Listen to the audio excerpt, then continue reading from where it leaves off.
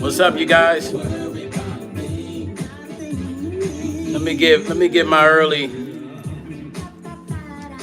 respect to my early bird people that's always here. Dolores is always here. What's up, Dolores? Takesha B. What's up, Takesha? Yes, Takesha. You'll see why I'm saying harmful. Shouts out to my moderators, CC and Cambodian Mystique. I got the best moderators in the world, y'all. Where are my happy people at? We're going to let a few more people come up in here. Bridget's in here. There's Bridget. Hi, Bridget. All my usual suspects. Lady of Elegance is here. Welcome, ladies. Thank you guys for tuning in like you always do. I appreciate you. What's up, Bridget? Dolores. Who else? Takesha B. We're going to let a few more people get in and share the live, you guys. Then we're going to get started.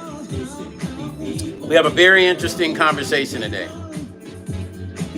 Very, very, very interesting conversation today.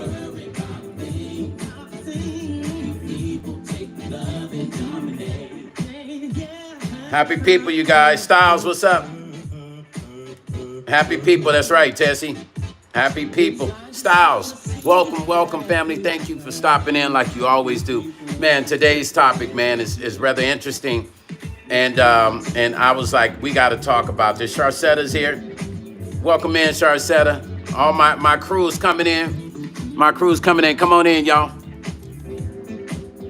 Yeah, this topic today, you guys, is just, yeah, it's one of those ones. It's one of those ones, you guys. All my happy people. So, Takesha B said, harmful, why? I'm going to tell you why, Takesha. Actually, I said, could it be harmful? What was said is that it is harmful. Okay? So we're going to go in. We're about to go in. Listen, this is pretty interesting, you guys. So here it is, man. Trump administration releases. Now, I said, could it be harmful? That's what I said. Takesha B says, Trump administration releases harmful executive order on homelessness. Think about that. I'll say it again. Trump administration releases harmful executive order on homelessness. What do we think that means, you guys? I mean, what do we think that means? Like if I was saying that to you, that I'm going to release a harmful executive order on you, how would you take that as a person? How would you take that as a person? Takesha B say, gotcha. I was trying to twist it up, Takesha, you know what I mean, to make it, kind of like positive. That's why I said, could it be? They're saying it is. When I read this to you, it's going to blow your mind. Brother Williams, salute, family. Brother Williams says, salute, room, happy people, let's go. Let's go, you guys. Like Brother Williams said, Brother Chill said, let's go. Brother Chill, this one's going to blow your mind. Dolores says, Stone, you look so nice and cool. Thank you, Dolores. I'm trying to be like y'all. I'm trying to be cool. Okay, here it is, you guys. Once again, I'll go back and say what I said before. We're going to play some music. We're going to give some atmosphere to this, right? Let's put some high vibration music, but we're going to put it in low. All right? We need our background music as I tell this story. Now, Trump administration releases executive order on homelessness. Trump administration releases harmful executive order on homelessness. So let's get into it. And here it is. President Donald Trump signed an executive order titled Ending Crime and Disorder on America's Streets. This order aims to make it easier for states and localities to criminalize, dig this, criminalize individuals experiencing homelessness. Y'all hear what I just said? Let me, I hope Timothy is in here. But I know Timothy is on the program now, so it doesn't matter. But he still needs to know this so he can share it with his friends. Let me read this again. It's called Ending Crime and Disorders on America's Streets. This order aims to make it easier for states and localities to criminalize individuals experiencing homelessness and to force them into involuntary treatments by instructing federal departments to prioritize federal grants for states that implement harmful, ineffective, and costly policies to address homelessness, such as bans on encampments. You know what that means, bans on encampments, increased use of law enforcement, and the forced institutionalization of people experiencing homelessness. Additionally, it instructs the U.S. Department of Health and Human Services in the United States Department of Housing and Urban Development, HUD, to withdraw support for housing first policies. Yo, this is crazy. They're saying that HUD, they want HUD to, this also is demanding HUD to, or is asking HUD by way of this executive order to withdraw support for housing first policies. It requires HUD to mandate that recipients of homelessness assistance participants in mental health or substance abuse treatment as a condition for receiving aid. So in other words, anybody that's homeless has to participate in a mental health or substance abuse treatment as a condition for receiving aid. The EO also would end funding for life savings programs like, harm reduction. Affordable housing remains out of reach for millions, and no state has an inadequate supply of affordable, available rental housing for people with the lowest incomes, with millions at an imminent risk of losing their health care and food assistance. A 59,000 household would have previously experienced housing insecurities or homelessness. At risk of losing their rental assistance, our country cannot afford to divert crucial federal funds to localities that harm, mistreat, and criminalize unhoused individuals. Now, let's go into the actual executive order. At the end, sounds like a contradiction. In the beginning, sounds like a threat. But it is an executive order. So we're going to go into actually reading the executive order. Do you guys see what's going on?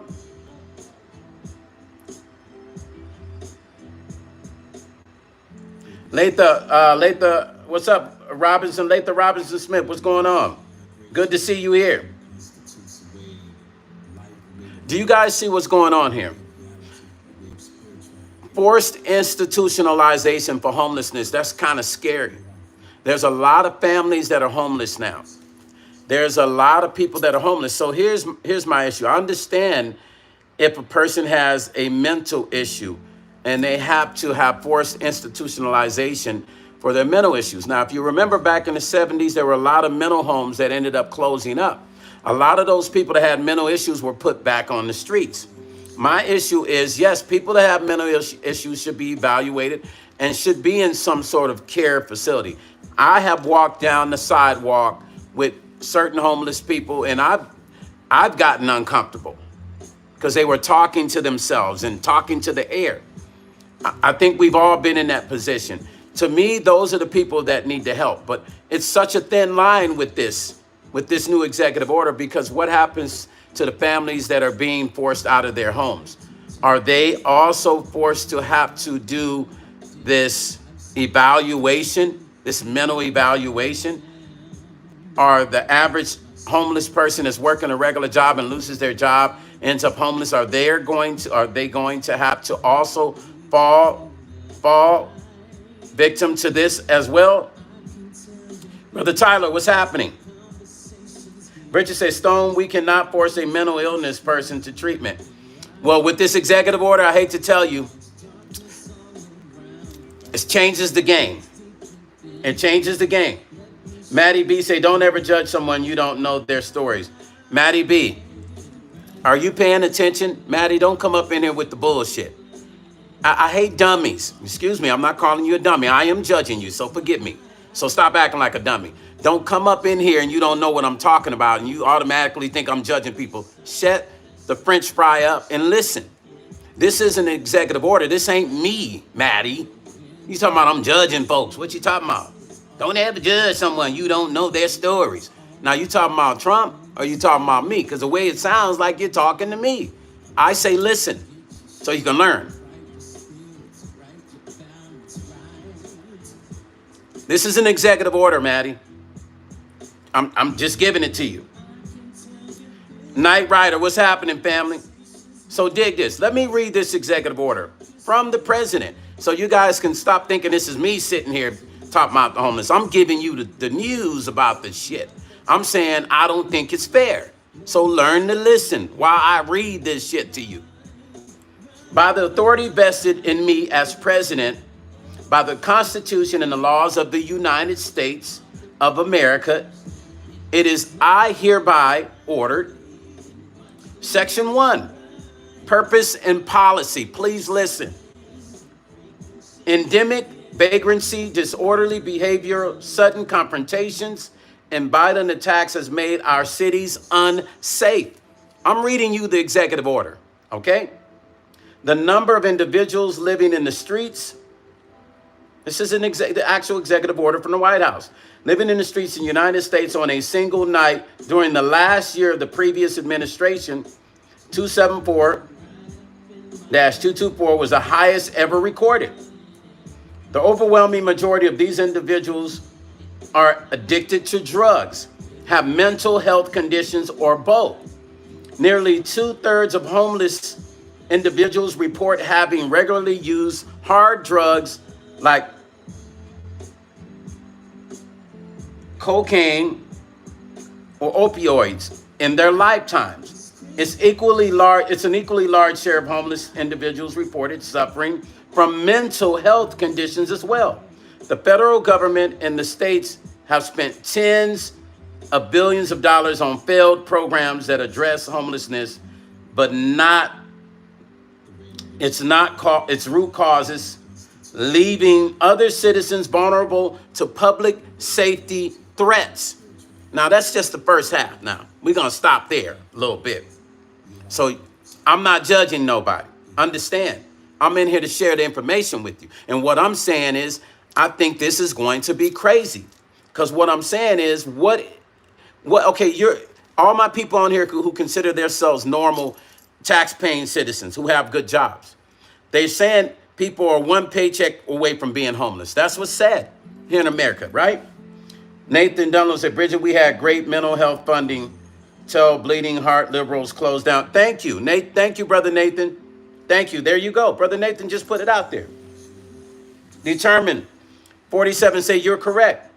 Celeste, hi. Thank you, Celeste, for stopping in. Listen, don't be mad at the messenger. I am sharing this information with you to show you what is bothering me as well.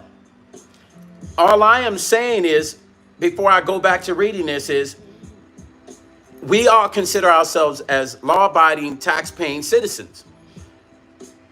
They say that most people are one paycheck, most Americans are one paycheck away from being homeless. So does this program, this is a mandatory order that has been passed for homelessness. So what happens to the families and the normal people who are considered normal? Are they going to also have to be mandatory put in these programs and be evaluated for mental issues and seek treatment? Because it's saying they're not going to be able to be on any sort of housing programs unless they follow this executive order, and it's mandatory. They have to do mental treatments if you're homeless. I think it's tricky. That's my personal opinion. Bridget said the government had no clue about mental health. Cherry P13 service said, so who is paying for all of this? That's the question. We're going to get into that. Cherry P13 service. That's a good question. We're going to get into it. Stone and family, hope all is having a blessed brother time. Blessings, family. Thank you for stopping through like you always do. Bridget said, Houston does not have enough housing. Most states don't have enough housing. Zeus, how you doing, family? What's going on with you, family? Did I say that right, Zeus? Am I saying it wrong? Listen, you guys, this is scary. I'm not trying to scare nobody because I know a long time ago when I was first talking about them cutting the funding to Section 8 and stuff, some guy said that I was fear, causing fear, putting fear in people, and I'm a Marxist. He was saying, some guy came on my live saying some stupid shit.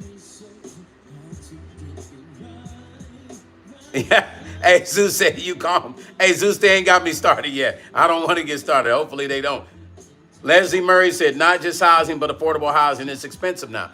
That's a fact because the feds changed that. That's why affordable housing is up when the feds hiked up the rates.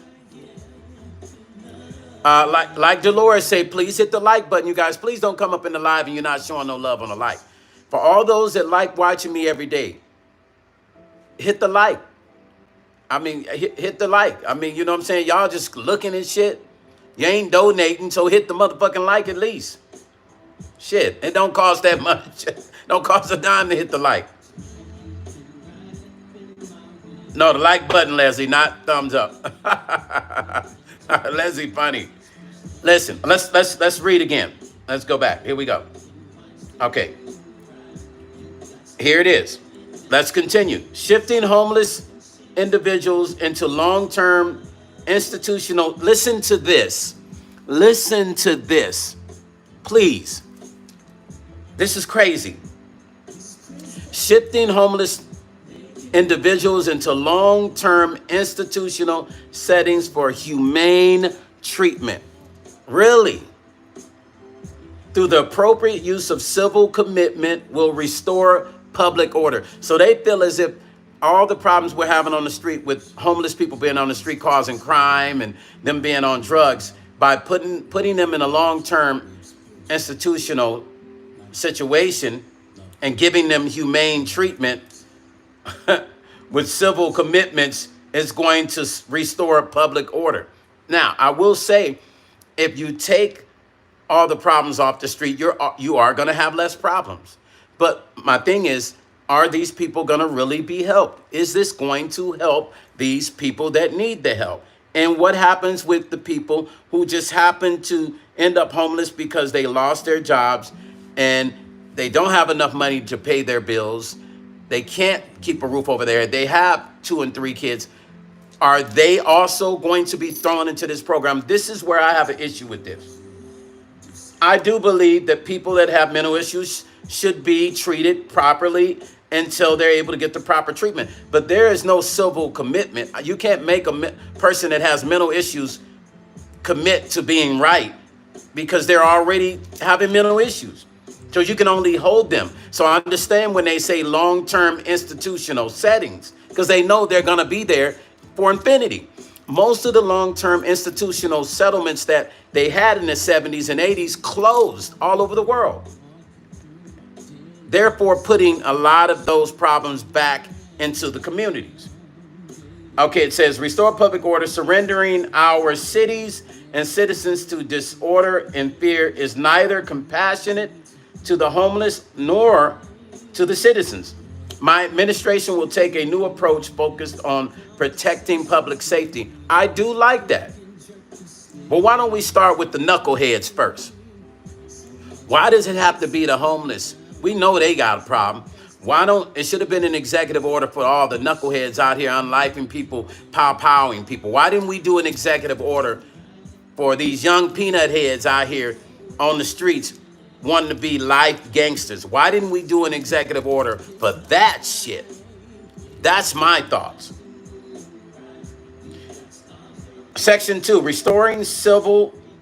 The Attorney General is constitutional with the Secretary of Health and Human Services shall take appropriate actions. Seek its appropriate cases. The reversal of federal or state judicial precedents and the termination of consent decrees that impede the United States policy of encouraging civil commitment. So they're about to undo everything that was there initially. Listen, I'll say it again. It says, seek in appropriate cases the reversal of federal or state judicial precedents, which means that they can reverse any decisions that the states, and in some terms, and federal decisions that were made, they're going to undo it all. And they're creating a whole new policy that could just affect people until it's changed down the road with another president.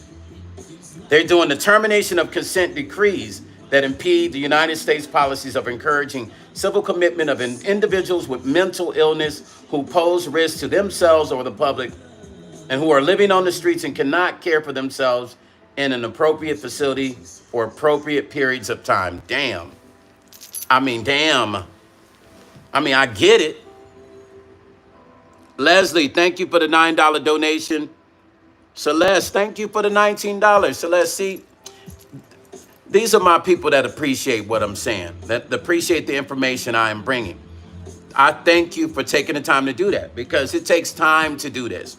And I'm passionate about everything I do. It doesn't have to be music. This here kind of pisses me off, to be honest. But, because I'm looking at the normal people that can be affected by this. Okay, it says provide assistance to the states and local government through technical guidance, grants, or other. So it looks like this is going to be probably paid for through grants. Somebody earlier said, where is this going to come from? Well, it's going to come from the federal government. Grants are federal government money, right? Other legally available means for the identification, adoption, and implementation of maximally flexible civil commitment, instructional treatments, and step-down treatment standards that allow for the appropriate commitment and treatment of individuals with mental illness who pose a danger to others, are living on the streets, and cannot care for themselves. Let me ask you guys a question. I'll stop there. What is you guys' true thoughts about this? Dolores, thank you for the $9 donation. Dolores is one of my long time always here. Although y'all can't touch Scorpio, I'm still going to give you love. You know I got to mess with y'all. Scorpio be coming in hard on her donations. There's only one other person that matched Scorpio, and that was a young lady from the UK as well. Listen, what is you guys' thoughts on this? As I stop for a minute. I'm doing good, family. No complaints, bro. I'm on here, doing what I do. What you got? Leslie said, not just housing, but affordable housing. Yes, I saw that one. I'm sorry. I'm still Jim from the block. Jim, what's happening, Jim? Cherry P13 said, cool, but who will be seeking these individuals? Thank you. Cherry P13, listen, Cherry has a great point. Who's going to be going out gathering the homeless? Jimmy Shusky said, Prince, you're alive. No, Jimmy. I'll tell you a story, Jimmy. Usually people that come on my channel want to be funny. I usually say something to them, but I'm going to say something. Let me say something real quick, because I don't like people throwing me off. So I'm going to say this to you, Jimmy. I'll let that stay there. I'm going to let you stay on my channel. But know that when people come in my channel saying stupid shit, I usually block them. I'm going to give you the benefit of the doubt, peanut head motherfucker, you. But I will say this to you, Jimmy. My great-great-grandfather's name is Prince Nelson. So I'm going to leave you with that, with something to think about. Okay, now let's keep it moving. Amen, Brother Break. What's up, family? I know Jimmy need to take his motherfucking ass somewhere. Jenny said, I am still Jenny on the block. She said, I was born with a disability. So Jenny from the block, let me ask you a question. What is your thoughts about this? And everyone else on here. Bridget said the policy will not address mental health. Exactly. To me, this is a low-key mass incarceration in a different kind of way. Using homelessness possibly as an excuse to be able to say, we're going to pick up the homeless now, y'all. We done took all the Mexicans up out of the U.S. as many as we can. Now let's go after the homeless people, because we know that there's a high level of homelessness in America right now. Damaged Kisses said, the real Sid, what's up, Sid? What's happening, family? The real Sid's in the house. Damaged Kisses said, I had a roommate who said that Prince Raspberry Beret reminded her of me. You do remind me of Raspberry Beret. You do, Damaged Kisses. Bridget said, Trump needs people to pick crops. Absolutely. Amen. Brother Break said, they locked up elderly with homes. They sure did.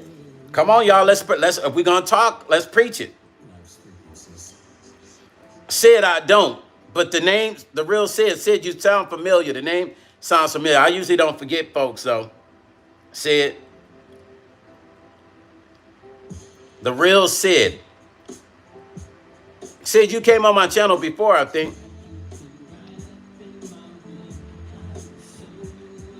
What's you guys' thoughts? I'm asking before I start back reading.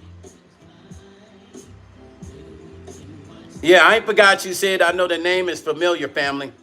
It's good to see you back, family. Dolores said, Bridget, yes, because some farmer asked, why can't black people work the farm? Yeah, because maybe somehow, some weird way, they thought if they shipped the Mexicans off, black folks was going to come. You know, black folks ain't about to work no farms. It looks too much like slavery time to them. That shit is like a shock to a lot of black people. They'll be like shocked. That shit might send them into convulsions and stuff. Not that they wouldn't want to work, but the historical element with that. Fast Buck, what's up? Scotland's in the house. I love Scotland. I got some friends in Scotland. Thank you, brother, for logging on. Hopefully you become a subscriber to the channel and a member. The Real Sid said, you're my favorite channel. Keep it going, fam. Love you. Love you too, family. The Real Sid, love you too, family. All blessings here. You know how we do. Cherry P13 said, they took the hardworking, low-labor Mexican fams, and the house construction has stopped in a few states. Now, they said they were gonna stop doing that because the farmers started to complain. Amen, brother Break say, black people ain't working no fields. Yeah, I honestly, I think they would probably have to pay $100 an hour before black people be pulling up at a farm. Cherry P say, 13 say, who's going to build new stable houses? Listen, as much as people say Mexicans need to go back, it's just like them saying black folks need to go back where they came from. What you gonna do if Mexican people do go back? You in trouble. The real truth. You're talking about crashing a full economy is what is going on slowly as we see it. It's like saying black people need to all move to Africa. What do you think is going to happen with product and sales when black people spend more money than any other race on cars, hair product, clothes, and jewelry? What's going to happen to these businesses that benefit off of African Americans if we were to move back like people would like us to go back to Africa? I am still Jen on the block. I've been judged, hurt, bullied by people because I'm disabled. I'm sorry. I'm still Jen from the block. Listen, I am still Jen from the block here at Stone Paxton Music and Life. We love you. And we're sorry that people have done that to you. Don't let nobody bully you. I mean, people bully everybody. People bully me about my hair on this stupid YouTube. Bridget say, I'll talk and putting a Band-Aid on a problem. All talk and putting a Band-Aid on a problem, Bridget said. Exactly. Amen, Brother Break says, save your money. We love you, Jen. Yes, we do, Jen. Mikkel, what's up, family? Real situation, you guys. Real situation.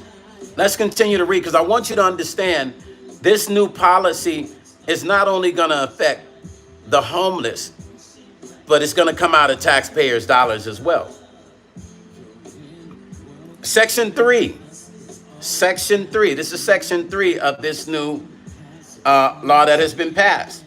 Fighting vagrancy on America's streets is what it's called. The Attorney General, the Secretary of Health and Human Services, of the Secretary of Housing and Urban Development, and the Secretary of Transportation shall take immediate steps to assess their discretionary grant programs and determine whether priority for those grants may be given to grantees in states and municipals that actively meet the below criteria to the maximum extent permitted. So they're allowing the Secretary of Housing and Urban Development in each state to make their own assessments as to the individuals they think, or if they think the programs are going to be priority for that state and for those grants that are going to be given. Here it is. They want them to enforce prohibition on open illicit drug use, enforce prohibition in urban camping. Listen, enforce prohibition on urban camping and loitering. You know what that means, right?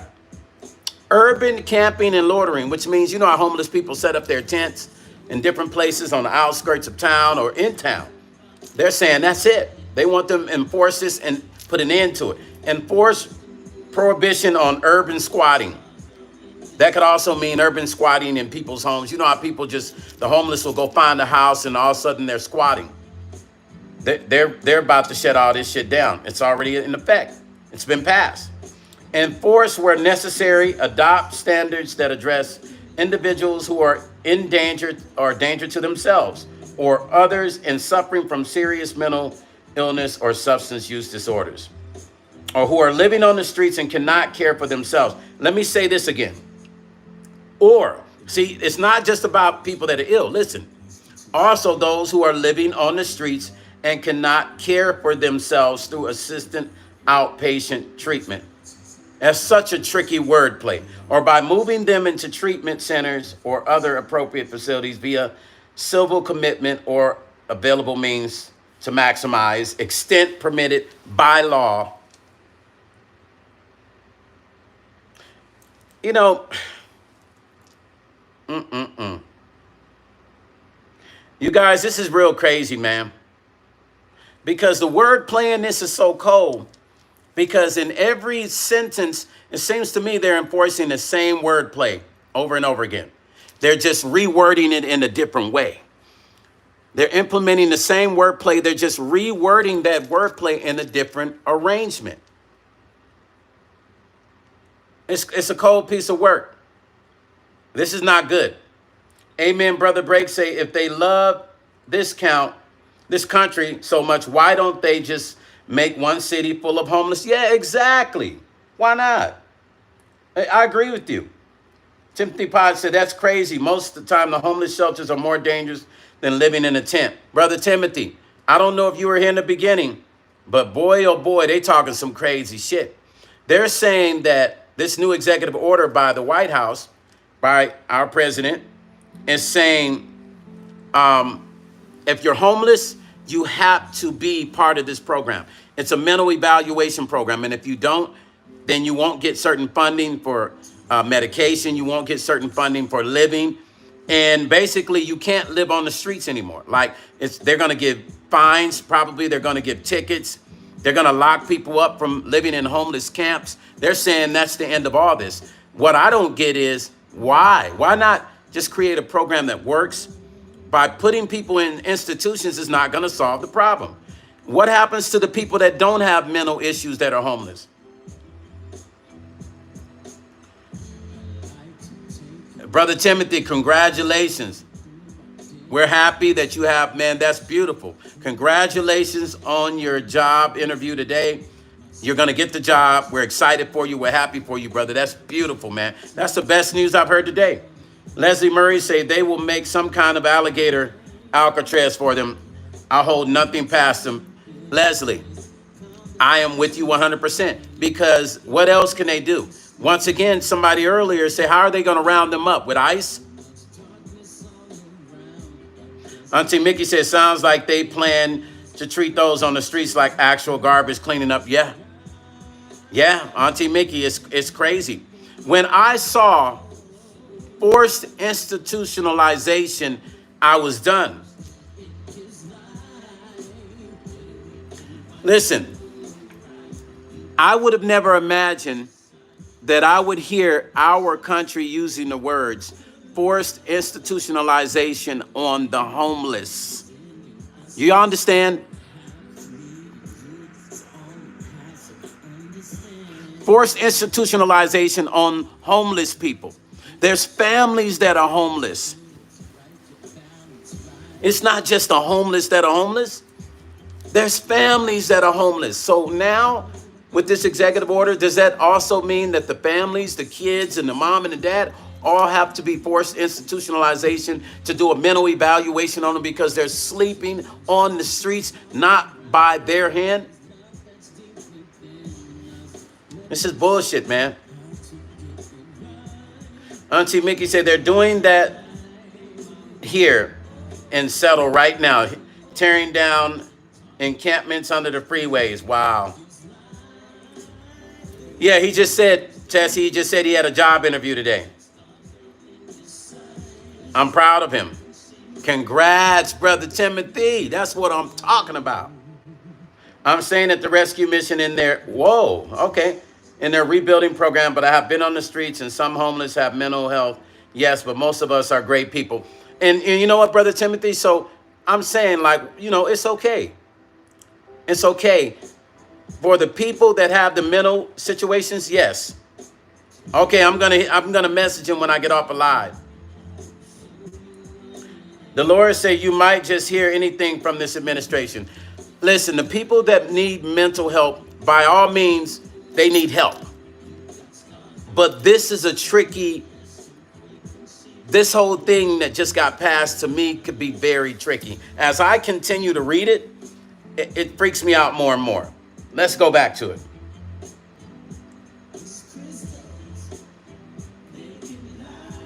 Here it is. Ensure that homeless individuals arrested for federal crimes and evaluated consistent with 18 U.S.C. 4248 to determine whether they are a sexually dangerous person and certified accordingly for civil commitment.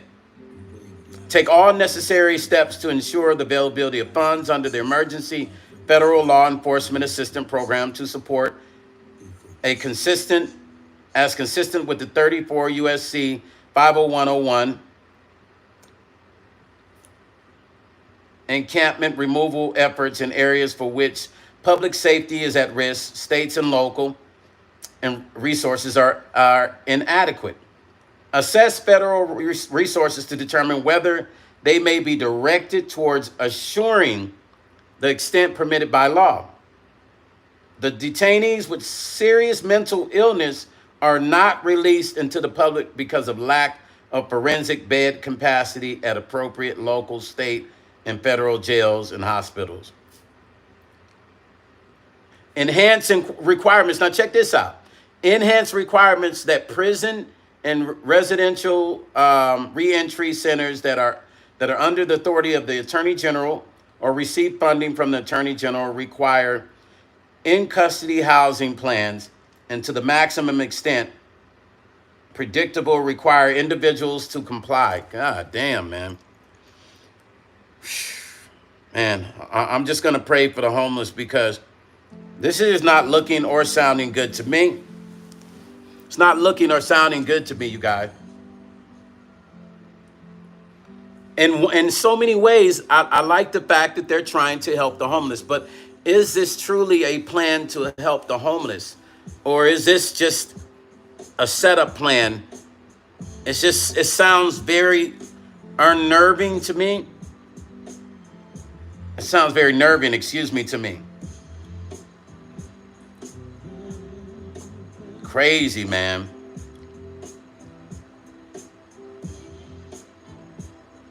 This is crazy.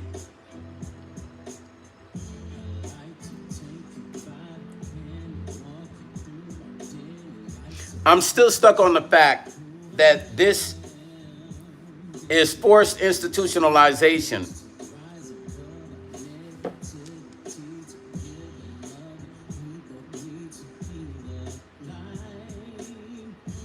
Wow, man.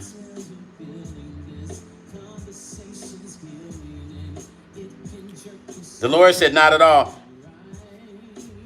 Jesus. What's up, family? Auntie Mickey said, yes, these cities are building new high-rise housing on the daily, yet they remain empty. Leslie says it sounds like a setup. It sounds like that to me too. Bridget said, no, it does not sound good. Timothy said, most homeless people are scared of the law. I'm the one who don't mind filing a lawsuit so fast their heads will spin. Got to exercise your rights, Brother Timothy. That Diswa said there's going to be poor and the rich. They're wiping out the middle class. They've already been doing that Diswa, especially here in America. They've been working on the wipe out of the middle classes. We've been in action on that for a minute now. Leslie said, can't judge, don't know everyone's story. I was homeless once as a teenager. I was blessed to make it where I am today. Amen, Leslie. I don't understand the punishment of indefinite institutionalization for those that have mental issues. Now, the other day I was walking on the sidewalk, right? And this guy was talking to himself, and he was going off to the air. I mean, he was going off. Brother Timothy said, they want to help the homeless. I have an idea. Take that 20 million kickback. Each gets to build an apartment for the homeless. How can your salary be $100K a year, but you make 26 million? Oh yeah, man. That shit pisses me off, Brother Timothy. Like, I can't stand that. Auntie Mickey said they're also pushing out Section 8 recipients further and further out of the metropolitan. Yeah, I talked about that on one of my lives before, and that's by design. And they're reconstructing. I also talked about Section 8 and how they're about to cut people. They're already cutting Section 8. They're cutting that shit big time. They're talking about completely only allowing Section 8 for possibly elders or reconstructing the program. Now, I am not opposed of them saying people that are on Section 8 need to go work. That's my thoughts. I don't know. Y'all might not like what I'm saying. I think if you're on Section 8 and you're paying for $100 for a house, you should be able to, these young girls on Section 8, they can go get a motherfucking job. They can work for 2-3 hours a day. I think it should be mandatory. That's taxpayers' dollars. And I think it should be mandatory that any young lady that's on Section 8 should be able to go out and work 2 hours a week, 3 hours, 2 hours a day. That's my opinion.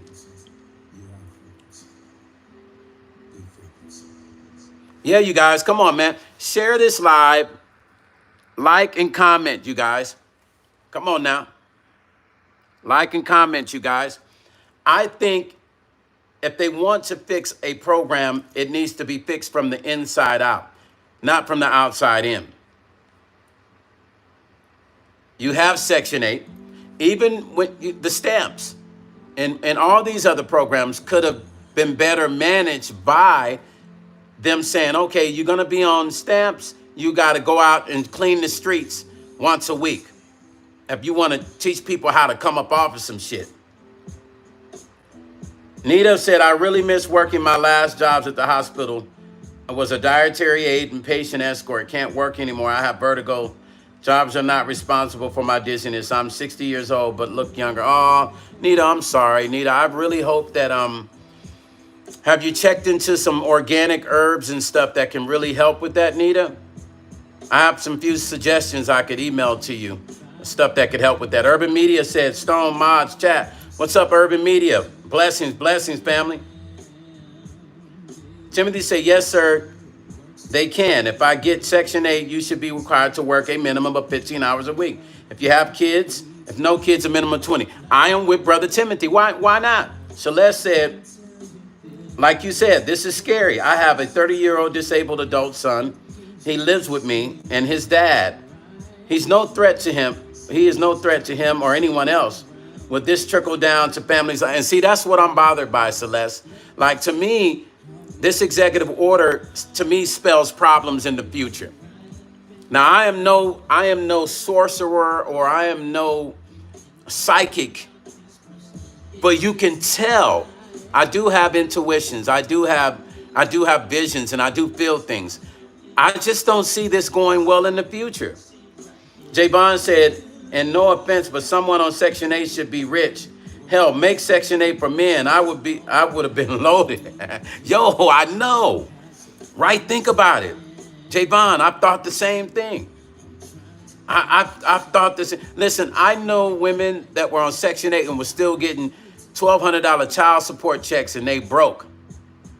Brother Timothy said, my job is going to be taking tickets at theaters and security at theater. Easy job anyone can do. Brother Timothy, you're going to meet some cool people, man. And I'm so happy for you, man. I am happy for you. J Bond say they be broke as broke as James what? As Jones. Oh, broke as jokes. Yes, they do. J Bond, you funny. Leslie say, best of luck and wishes of many blessings for Timothy. Timothy, we all wish you blessings, brother. We're so proud of you. John Mabanda said, pray for me. Brother John, we will send all of us will send our prayers your direction. Don't worry, we got you, brother. That's what this channel is about. We got you, brother. John, Mystique, screenshot that, or CC, screenshot that, because I want to put him in my daily prayers. So I need the name. We're going to pray for you, brother. John Mabanda, I am going to pray for you. Starting today, I will add you to my meditations and my prayers. Long travel ahead, John said. Yeah. We're sending our love to you and our blessings. You're going to be all right, brother John. Timothy said, I got security because I am a black belt in Jew. See, you and I broke both, brother Timothy. Come on. I'm going to come working with you. Yeah, brother John, we're all praying for you. Listen, this could trickle down in not such a good way. And it could affect all of us. We don't know. I'm not scaring anyone. But surely that money has to come from somewhere. Government funding comes from taxpayers' dollars. Grants, even though they call it grants, is not coming from the government. It still comes from taxpayers' dollars. So what are they going to have to raise up? What are they going to have to charge us tax-paying folks to be able to provide these programs? What else are they going to take from us? Dolores, everybody that's members on my channel are already added to my daily prayers already. So you're already in. I'll add you again. I'll put your name on that list twice, Dolores. All my subscribers, I literally pray for everybody that are my subscribers. Mary Greenway says, yes, they have cut Section 8 in my state for anyone under 60 years. Now get you 2 years rent. Then you're on your own. Yes. Listen, Mary, this is what I was telling people about a month ago, 2 months ago. I did a video about Section 8 and about some of the other programs. And then nobody was talking about it. And now all of a sudden I'm seeing it on the news and people are talking about it. If anybody is watching me, you guys remember when I did that about Section 8. I talked about Section 8 housing and somebody came on my live and told me that I am putting fear in people and I am a Marxist for telling the truth. And I told the guy, hey, man, I'm just on here sharing the information. Why am I a Marxist? Why am I scaring people? That's what the guy that came on my live said.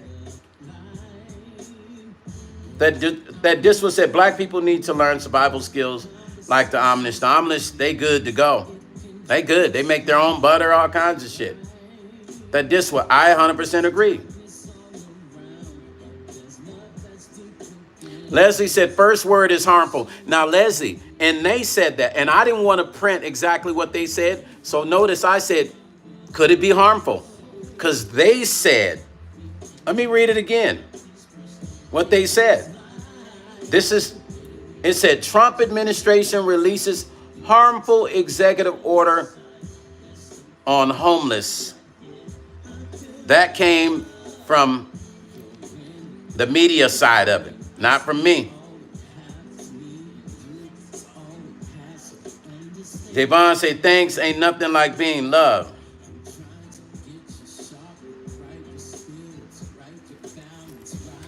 Yeah, we have to do better. What is this going to do? Yeah, Meech, we do have to do better. But this executive order is taking homeless people off the street and institutionalizing them for various reasons. I got the policy right here in front of me. Urban Media, thank you for the $10 donation. Thank you for the donation. I appreciate you, Urban Media. That's all love. I really, really do appreciate that. Auntie Mickey said in Nevada, they gave my sister Section 8 and capped at 5 years. They're running the Section 8 situation like this now. 60 years old and under, they're giving them 2 years on Section 8. And then after that, that's you on your own. I just had one of my subscribers just talking about it. This is what I talked about a while ago.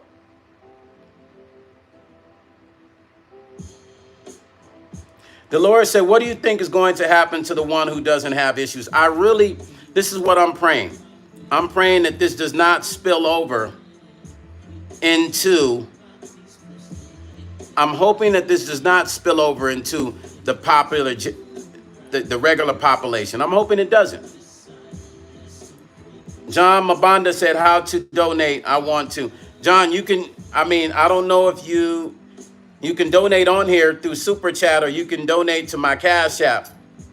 And my Cash App is $Stone Paxton. So it's $StonePaxton,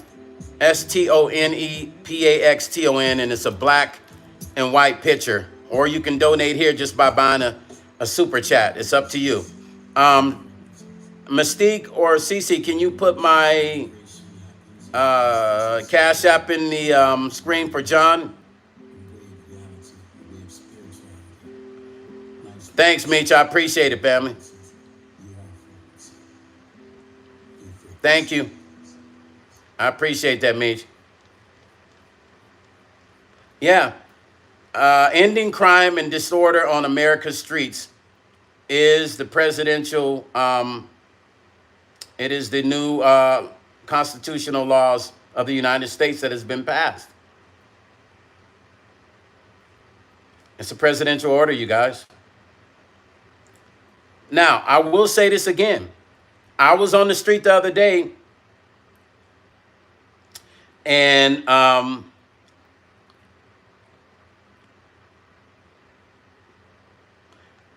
do anybody have my Cash App? Mystique, one of you guys have my Cash App? There it is right there, John. If you look at Mpxone link right there, that's my Cash App right there. Mpxone, a.k.a. Cambodian Mystique, she posted my Cash App right there, Brother John. And let me know if everything goes fine with the Cash App, if you're able to do it with no problems. Divine Goddess said, Auntie Mickey, my condolences to you for your sister. I lost my mother. Hey, what's up, Divine Goddess? It's been a minute. Divine Goddess, I have not seen you in a minute. What's been going on?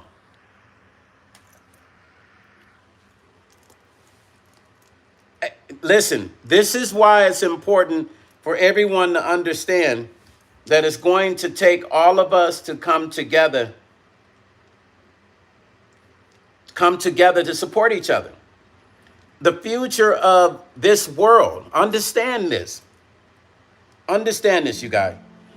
You have to learn to be a selfless person in the future. We have to learn to work together and help each other, because truly, the only way we're going to get through all this, you got to understand, we have our elders that we're going to have to worry about in the future. There's old people living on our streets and in our neighborhoods that we're going to have to make sure that they're okay.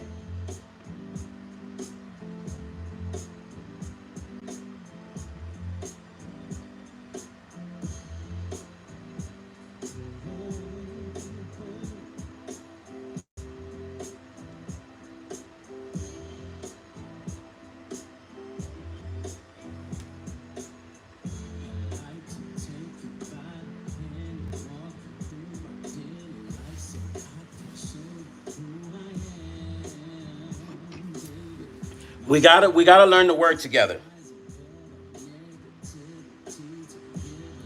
Meech said, the churches have to teach this. You are on point. You know, I agree with Meech, and that's the reason why.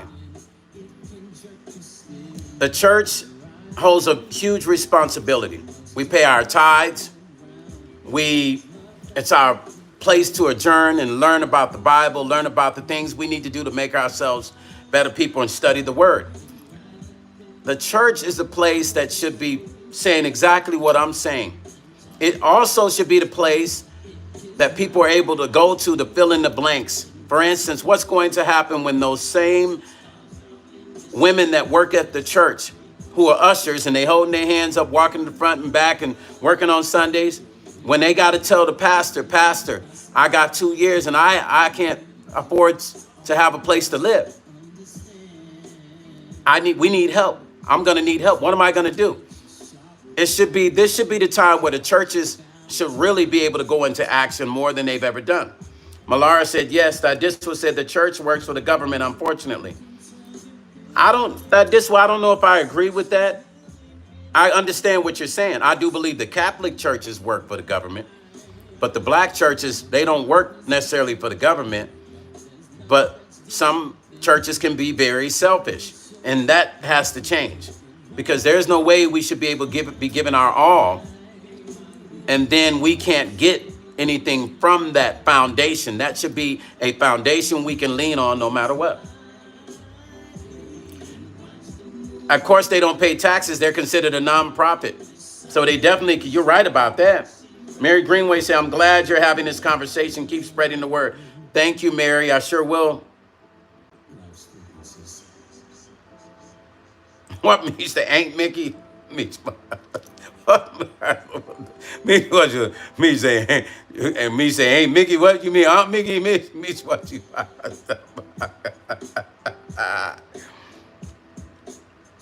Timothy said, amen. My favorite verse, Romans 2:2-3, for all that have sinned come short of the glory of God. All of us come short of the glory. And thus we have to remember. Urban Media said, I'm doing a real estate project now that will help the homeless investors. Investors are welcome, 120 units, and wow, Urban Media. You know what? I'm proud of you. That is huge. That is huge. I don't know. I might have to introduce you to my brother on that one. I might have some people that might be interested in. I might have to talk to you on that. I might have some investors I might be able to bring to the table.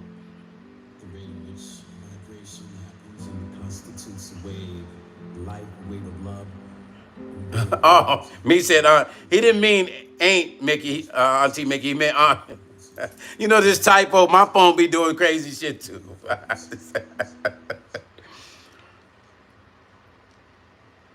Urban Media, yeah, I'm going to talk to you. I got probably about 10 investors that I deal with, and I'm going to mention that to them. I'll probably have you send me something. And yeah, them letters do be small, Meech, on the phone and shit. Dolores Draper said, this is the rest of what I was saying. She's unalive 3-year. She what? She unalive 3-year-old. What are we talking about, Dolores? What are we talking about here? What's going on? Dolores, what did I miss just now? What did I just miss, Dolores? I missed the whole conversation.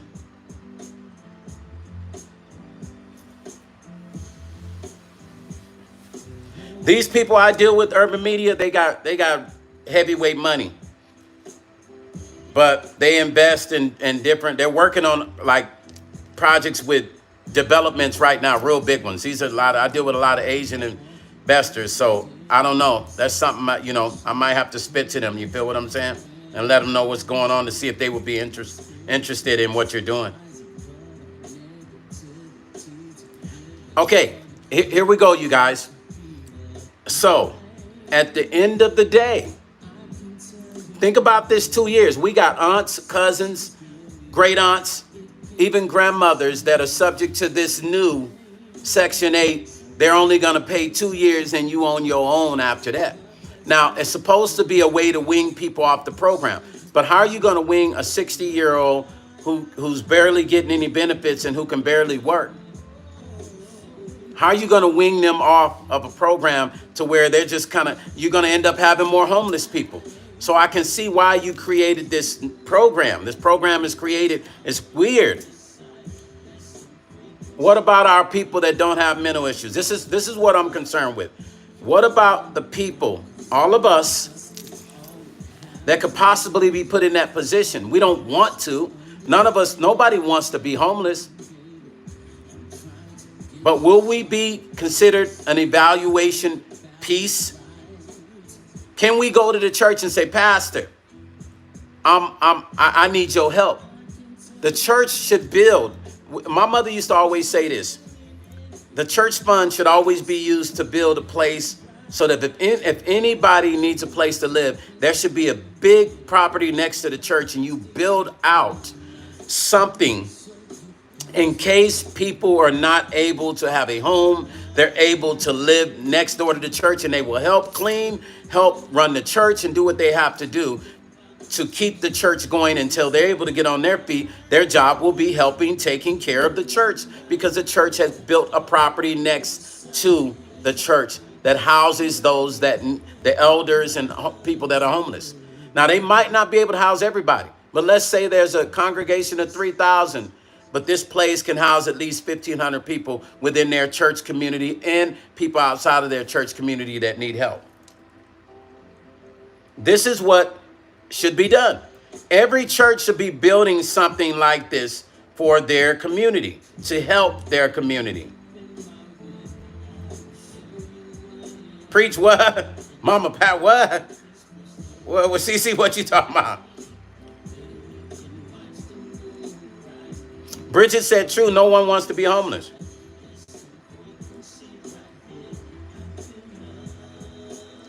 Timothy, you just fine. Letha said, for everyone. No, you're right about that, Meech. Yeah. Yeah, in the South it is. You're 100% correct. It is ain't-y. And certain places, even when I've been overseas, they say it differently. Dolores said, I said the homeless mentally, do you need help? A woman about 2 or 3 years ago and alive at 3. Oh, you asked the lady? Oh, you asked the lady if she needed help. If she needed help to help a woman about 2 or 3 years ago. And she unalived somebody that was a kid, you're saying?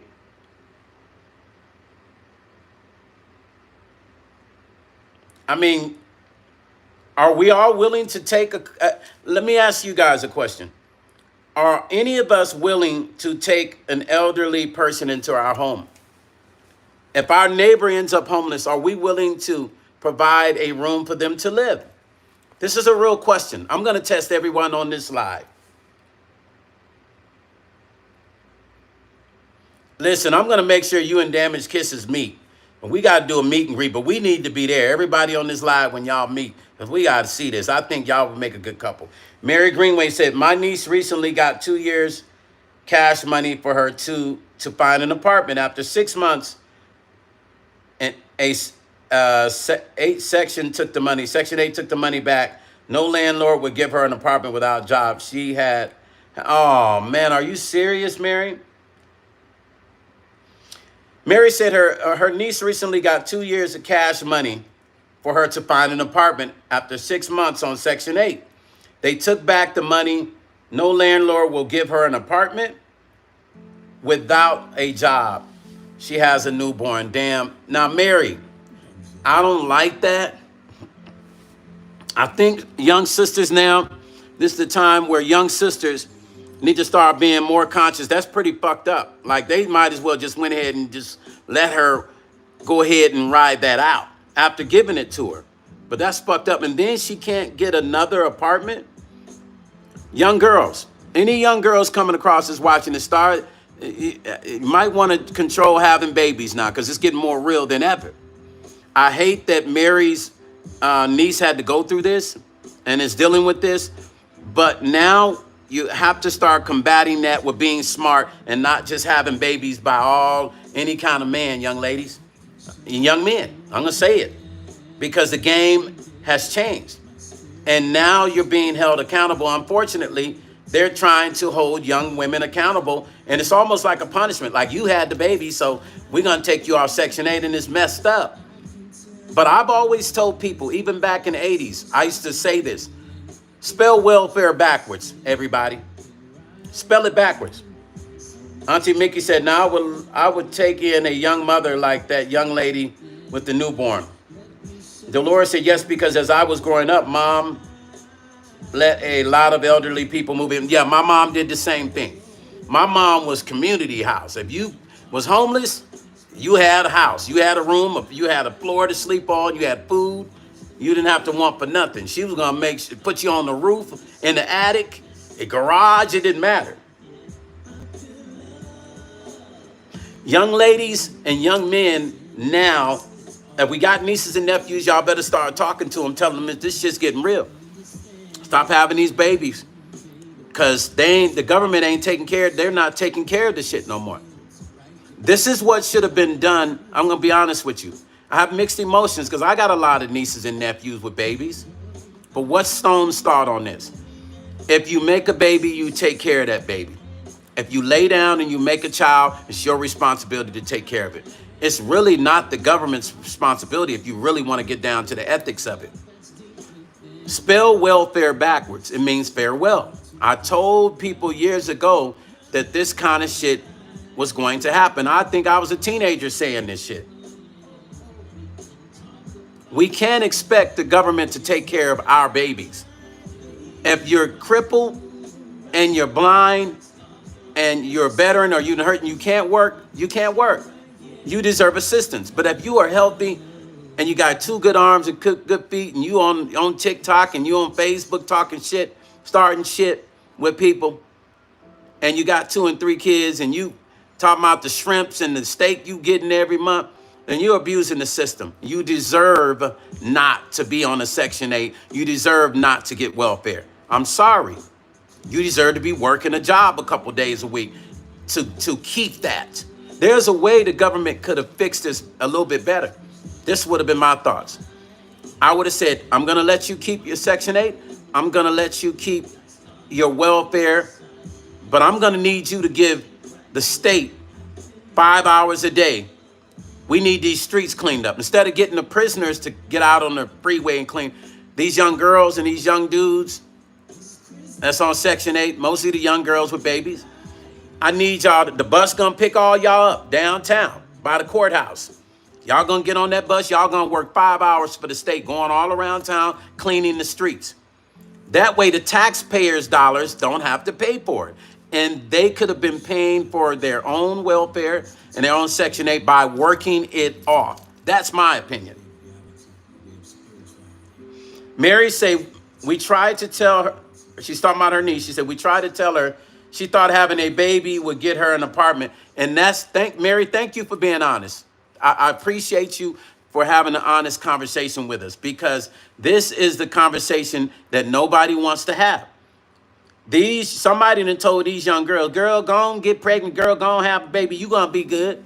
You get 5 babies, they gonna give you 1,500 in food stamps, you gonna get Section 8, you get to pick the big house out by the mall in the nice white neighborhood. This the shit they be saying. This the shit that be said in the black community. Y'all, all my black folks know what I'm saying. This how they be talking. Oh, girl, you gonna get to pick the biggest house in the white neighborhood, 3-story house. Yeah, girl, I'm telling you, my cousin got one.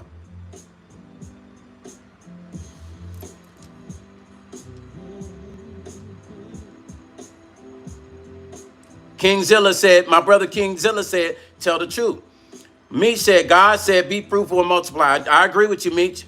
But do you also agree? And I'll use you as an example, Meech. You had your kids, and I'm going to use Meech as an example. Meech had his kids. He didn't ask nobody to take care of his kid. He was in the studio busting his ass, leaving the studio, going to take care of his kids, going back to the studio, on and off the road touring, back in the studio, back taking care of his kids. He didn't ask nobody to raise his kids. Meech is right. The Bible said, be fruitful and multiply. But it didn't say, the Bible also said, a man that does not work will not eat. Somebody's not telling these young people this. April R. said, hi, Stone and chat, I'm watching from work, but you're speaking nothing but facts. I work, that's how I put food on the table and pay my, amen, April. And we love that you always stop in and you show me love, April. I appreciate you, April. If a man does not work, man also meaning women. See, women get this mixed up because the Bible says, if a man does not work, he does not eat. Women, they take that literal. No disrespect to my ladies. They think it doesn't mean them. That this was said, it will happen over here as well in the UK. That this will, yes, it will. It's coming.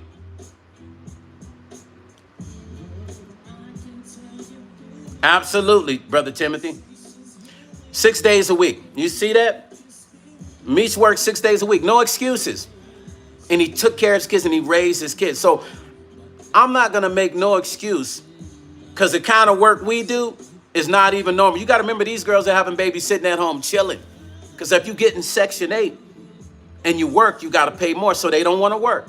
If you get in stamps and you got to work, you got to report it, then they're not going to give you as many stamps. So you know what that makes them, that made them for years do? Sit at home and chill. Worry about fighting the next girl down at the corner over some dude, getting on Facebook, creating some crazy posts and doing stupid shit. It was nothing productive. The Lord said, when my eldest daughter had her first son, I told her, hold on, shit. This thing is tripping. I hate when it does it. When my eldest daughter had her first son, I told her to get a job. And what you can't do, I will help you. Dolores, you let her know. Did she listen to you? Mary said, Greenway said, Preacher Stone. Listen, I will say again, welfare spelled backwards means what? Farewell. Is it me or did they not use that word? They could have thought of any word to describe that program. Why was it welfare? Because if you spell it backwards, it's farewell.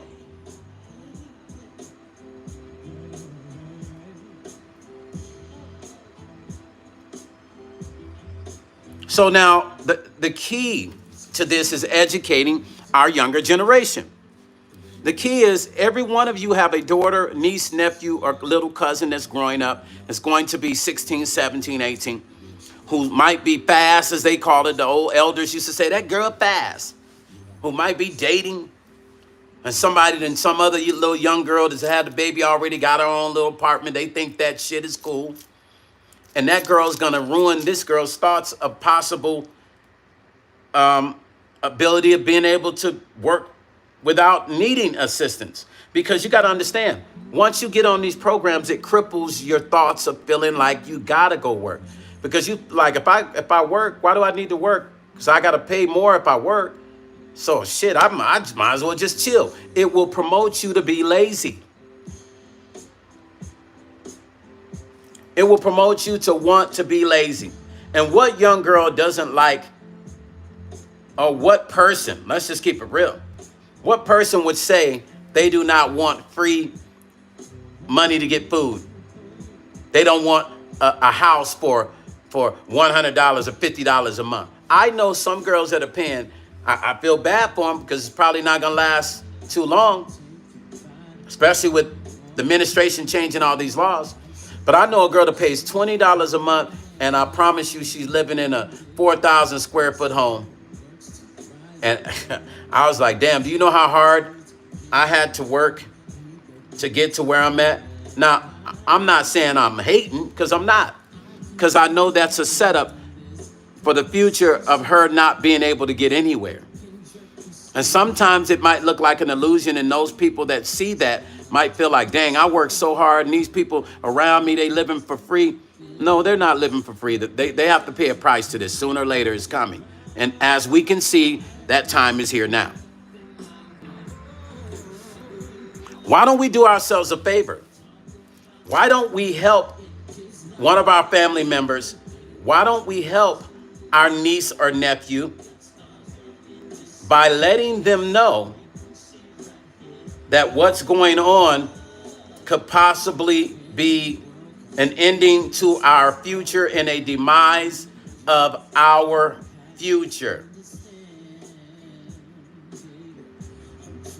Is that hard?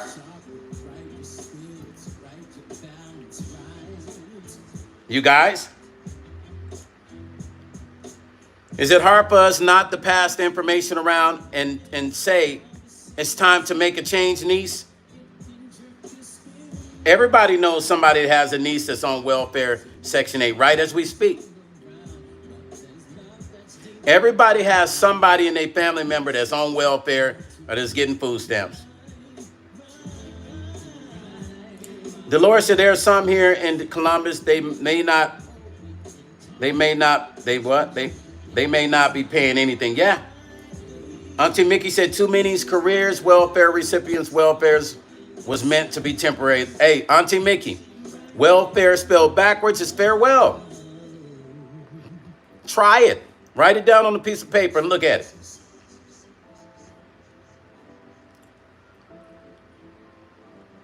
Welfare spelled backwards is farewell. Javon said, I'm willing and able. I took in my son's friend into my home after he was kicked out from foster care for no reason at all. Thank you, Javon, for doing that, because you're actually saving that young man. Dolores said, now that's not heard. What do you mean, Dolores? Latha said, everyone has a little sister, female cousin. Exactly. So now it's you guys' job. It's you guys' job to talk to your little cousin, sister, and say to them, listen, we need to have a conversation. Have you been paying attention to these motherfucking laws? And I hate that you probably got to talk to them that way. Yeah, it's real. You might need to get a job and start focusing on learning how to stabilize yourself on your own. With the 2 kids, with the 1 kid, with the 3 kids, with the whatever. Or you might want to find a man, get married, so y'all can fight this battle together, young lady. Cora Banks, thank you for the $20 donation. She said, hi, Stone. Keep on educating us. Also, some churches take a benevolent offering every Sunday. Now, this is what Meech was saying earlier.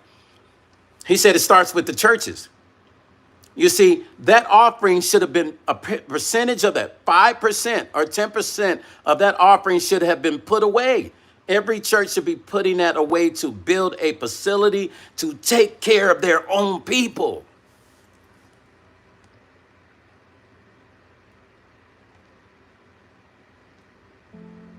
Think about this. I want you guys to do something. If you put $20 in the offering every week,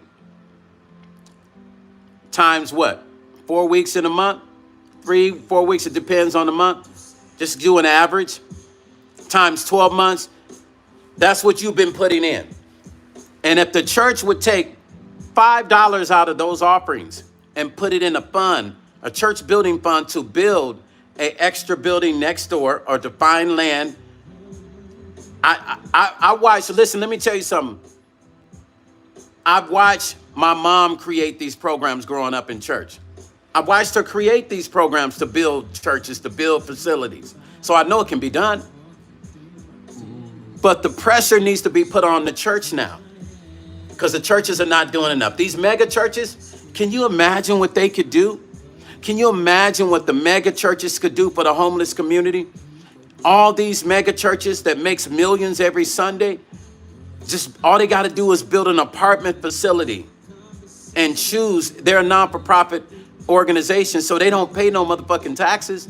They could literally build facilities state to state and put their church name on it and say, this is living, blessed church by God, living facility for the homeless and the elderly.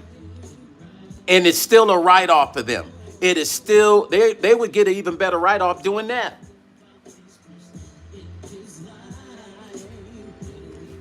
Once this thing became, it is already written in Congress.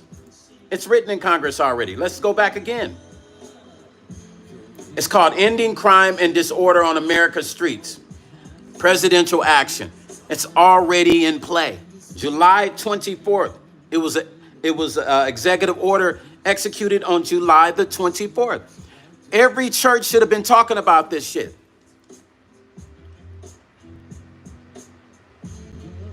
Cheryl, thank you. Cheryl said, I just called my lady pastor. Thank you, Cheryl. Thank you. Thank you, SB. Thank you, family. Every church should have been, this should have been on their sermon for that Sunday after that passed. Urban Media said the government has grants to help. This is a government program, Urban Media. This is a government program. But those grant dollars still come out of taxpayers' money.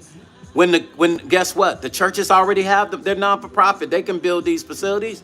I agree with me. It just starts with the church. I'm feeling you though, urban media. I mean, the government said this is a grant. I'm looking at the policy right now. This is a grant. They're saying this is going to be a grant, but it's going to come out of your money, my money. Why not come out of the money of churches who are already getting write-offs as non-for-profit organizations? Why not have it come, the churches could come together and they can build these huge apartment facilities across the country that helps the homeless and the elderly. Notice I didn't say young girls with babies. Young girls with babies need to get up off their ass and work and stop having babies. And every uncle and mom and dad feel the same goddamn way. Because most moms be like, I ain't trying to take care of no babies, so don't go have no babies. That's usually what mothers will say to their daughters.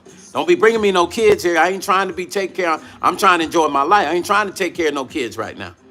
Give me grandbabies when the time is right. Don't give it to me because somebody said I can get money in a place, or I just got pregnant because I just wasn't responsible.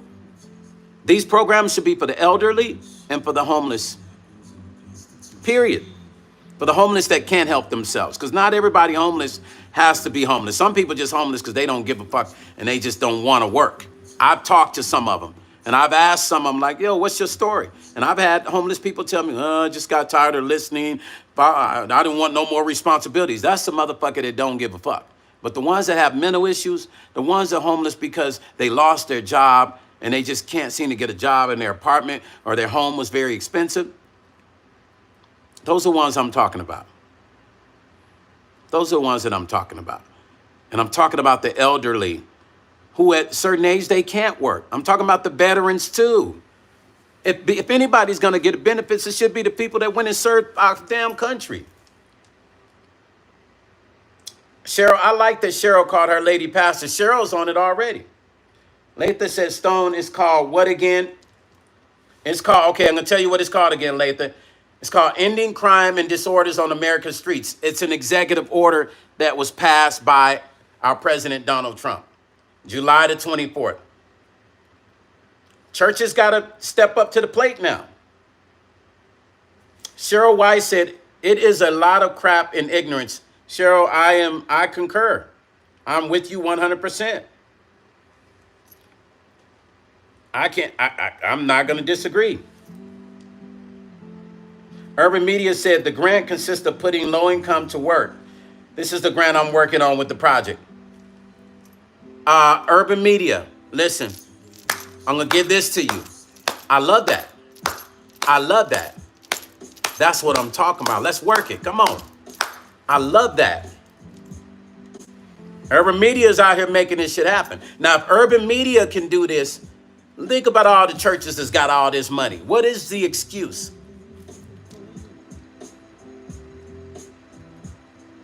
Hit those thumbs up, you guys. I don't know why it's hard for y'all to do that shit. Come on, man. Y'all be hanging out with me on here and I can't even get a motherfucking thumbs up. Auntie Mickey said, I remember when pastors back in the day held it down for time jobs, held it down, full-time jobs, just like their congregation. I respect those pastors that would run the church and would still have a job. I mean, it was something special about that. I grew up with the pastors I knew. They worked for the state and the city, and they would be at church every Sunday preaching. They weren't counting on their congregations to float them for a new car and shit. You know who else dad worked and still had a church? Meech's dad. His father had a great job, but he still had a beautiful congregation. So it is definitely possible.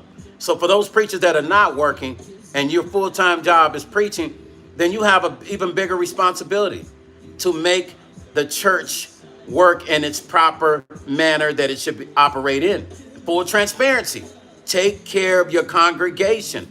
That's what the Bible said. Meech said facts. Cheryl Weiss said, yep, mine would answer the phone. See? Timothy said they need to give. You know, that is going to be our only savior. We want people to believe in God and his miracles that he can work and have faith in that mustard seed. Well, first, we have to give people a reason to believe in what they've invested in. When you go to church, you're not only believing in God. Your body is the temple of Christ. April, thank you for the $1 super chat. Your body is the temple of Christ. That church is a place to adjourn. See, those preachers that go to work, they know that. They know that building is the temple of Christ like your body. So they respect their congregation. So they go work because they pretty much are showing their congregation, this is what you got to. You don't work, you don't eat. How can a pastor ask for an offering if he's not working? So I have respect for those pastors that work and then they come and they preach because they were sowing a seed with their congregation. Now is the time for those people to be able to come back to those churches and say, I need help. This is the time. Whatever church makes that big step and saying we are building a huge facility for the community so that they're not going to be homeless. Do you understand what that will do to the world and what that will inspire other preachers to do?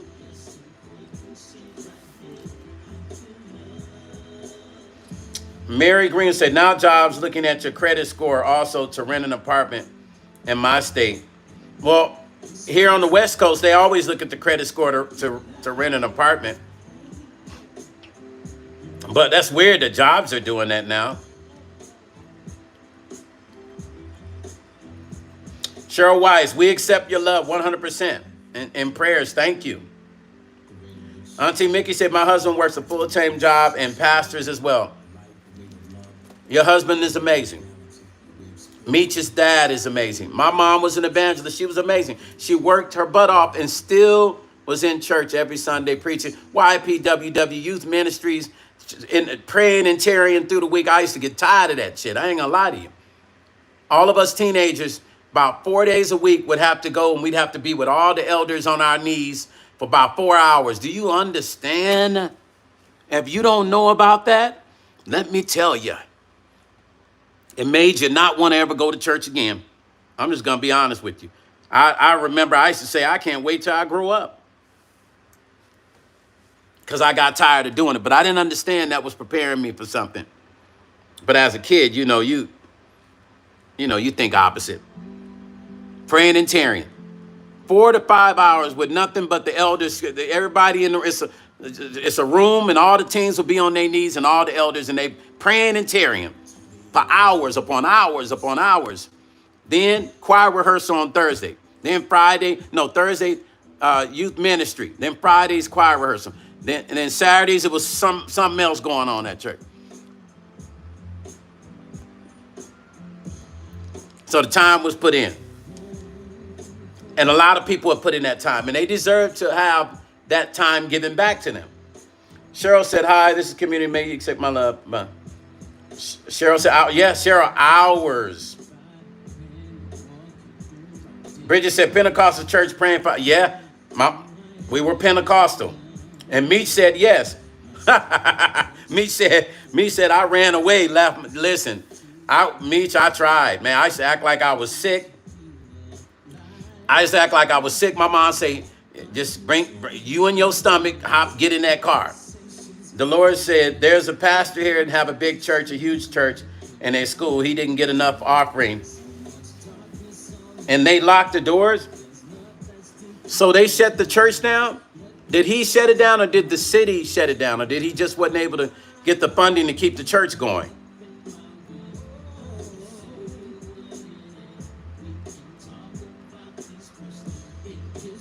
Cheryl said, yep, no, I lived in, Listen, I remember this stuff vividly. Timothy said, Baptist here. Are you Baptist? Hell and fire, brimstone. Cheryl White said, hi, Pittsburgh. My love is Jesus and people fuck me up and I love you, hon. We with you, Cheryl. Auntie Mickey said, I feel you, Stone. Tarrying service, overnight shed-ins. Oh, my Lord. Rehearsals, Friday night Bibles. Oh, my good. Now, I love the revivals. I ain't gonna lie. Meech said he was glued to the organ. I love the revivals because I got to show off to the drummers that came from out of town. And I wouldn't let them get on my drum set. I was like, nah, y'all ain't getting on my set. And they be like that. But the other churches here, they want to, Mr. Paxton, little man, the other churches here, the drummer wants to, he ain't getting on my drum. He should have brought his own set. I did like the overnight shed-ins, though, Auntie Mickey. I like the overnight shed-ins. That was fun. Because all the teenagers, we be hanging and doing stupid stuff in the basement sometimes. Dolores said he locked the doors because he didn't get enough money and wait a minute. Oh, wait a minute. I heard about the pastor that locked the doors. He got in trouble for that. Who was that? Which pastor was that? Cheryl said, babysit. More to life. MMS said, I like Pastor Gino Jennings. Way he works a job, doesn't beg. Man, listen, let me tell you something. More to life, thank you. I absolutely love Gino. I got to go visit Gino congregation. I'm sorry. Hey, Meech, I know, right? Hey, Meech. Listen, hey, what's up, our crew, the Beats? Yeah, no, I wouldn't let them on my drums, Meech. My mom, they would have to go get my mom, and she'd have to pull me to the side and be like, listen, son, I say, but that's my set, Mom. Listen, just let the boy play the drums, okay? And I say, I'm going to watch him. He messed up my skins on my drum set. They going to buy me a new one. The pastor going to give me. Lenora said, it wasn't you thinking of that, was Marvin Sapp. Okay. Was that Marvin Sapp? Okay, got you.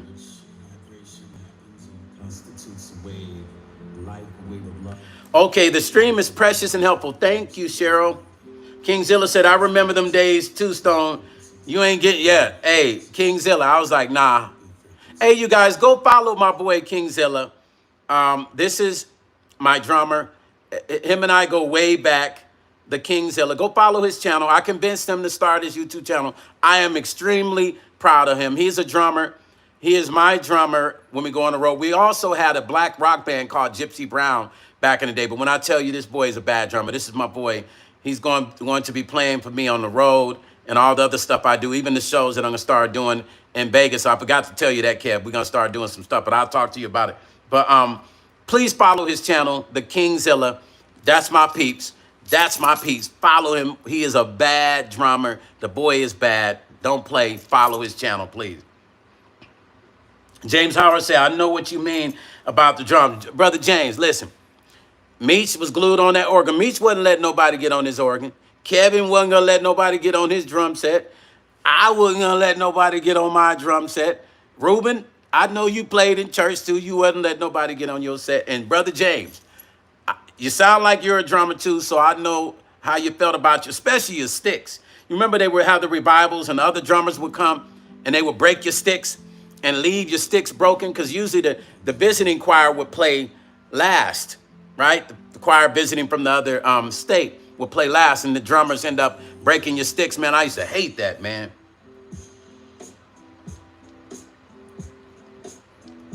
Listen, somebody mentioned that preacher earlier. What was the preacher you mentioned? I forgot his name, but I like that preacher, man. I like that guy. He be saying some real stuff online. I said I want to visit his church. Who mentioned that? I'm trying to see who said that earlier. Who was that mentioned that? Which one of you guys mentioned that? Hold on, this thing is not showing me the full chat room. Hold on.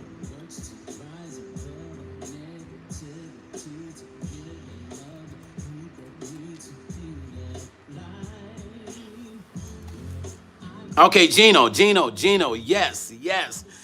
I am, you know what, here's my plans. My plans are to go and visit. I got to shake his hand, man, because I love this dude, man. I just love the way he preaches, man. You know, he got that thing, you know, how he talk like this. You know, I'm tough, man. He talk like that, you know. These preachers be out here, you know.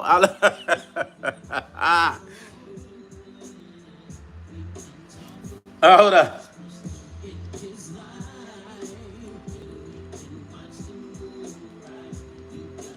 Cheryl said, Gypsy Brown, my mom and dad had abilities Minnie, she sung and my dad played. Oh, wow, Cheryl, that's cool.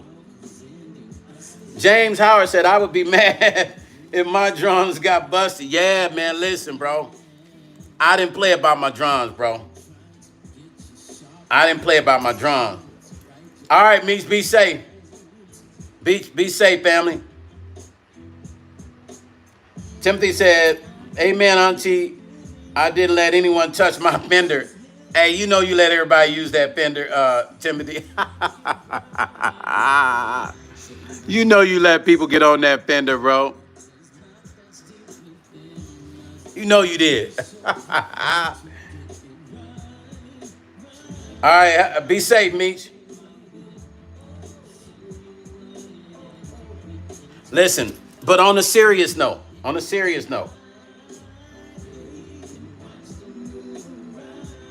me, Yinzers know I love you. Hey, Cheryl's funny. Listen, truth. I want you guys to pay attention. Share this information. Share my live with your friends and family, please. Nita said, love your shirt, your hair, your style reminds me of my son. He had a very familiar, very fine curly hair. Hashtag rest in peace. Rest in peace to your son. Rest in peace to your son. Nita, rest in peace to your son. James said, there has been a drummer's code. You break or bust, you buy. Oh, yeah, for real. Cheryl said, truth. Yes, share and your live. Share and live. Oh, baby, huh? What'd you say, Cheryl? Share this live. Share the video. Share it with your family, friends, your nieces. Listen, just share it for me, you guys. It's important that we share this information. This situation, this executive order does affect everyone in one way or the other. You might not think it does because you feel like you're not homeless, but it might affect your cousin. It might affect a family member like everything else will. Share it. There's going to come a time we're going to have to help each other out. We're going to have to help out somebody that we don't know. We're going to have to help somebody out we know. Are you prepared to do that? Are you prepared to do that? That's all I have to say. Be prepared to do that because sometimes that's something that you're going to have to do. And it's not going to be by choice. It's going to be by faith. It's going to be by design that God told you need to help somebody because I helped you.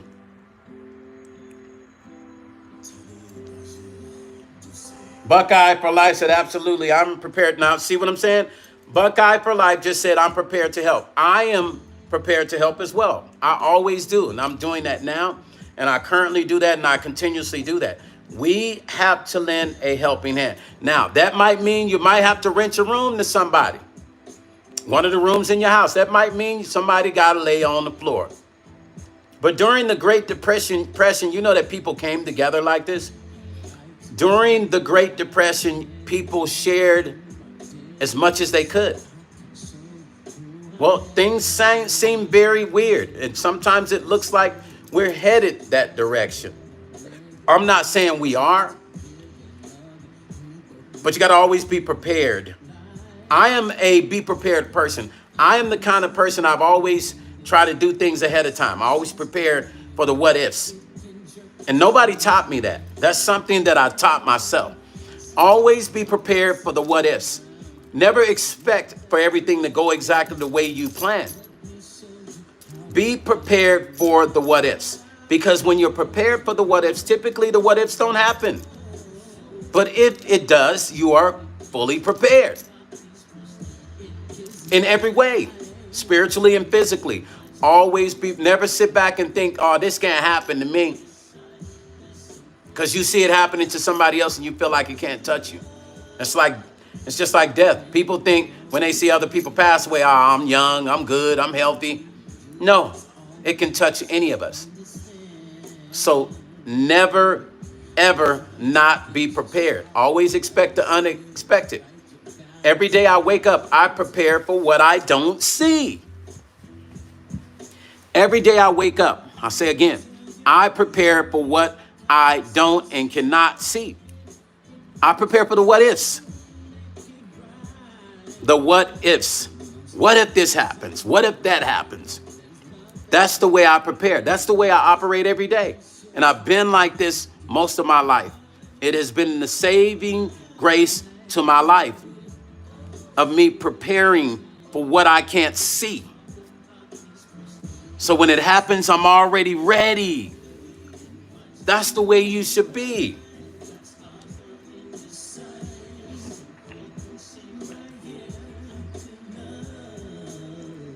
I mean, we got people around here just thinking that everything is just going to be fine all the time.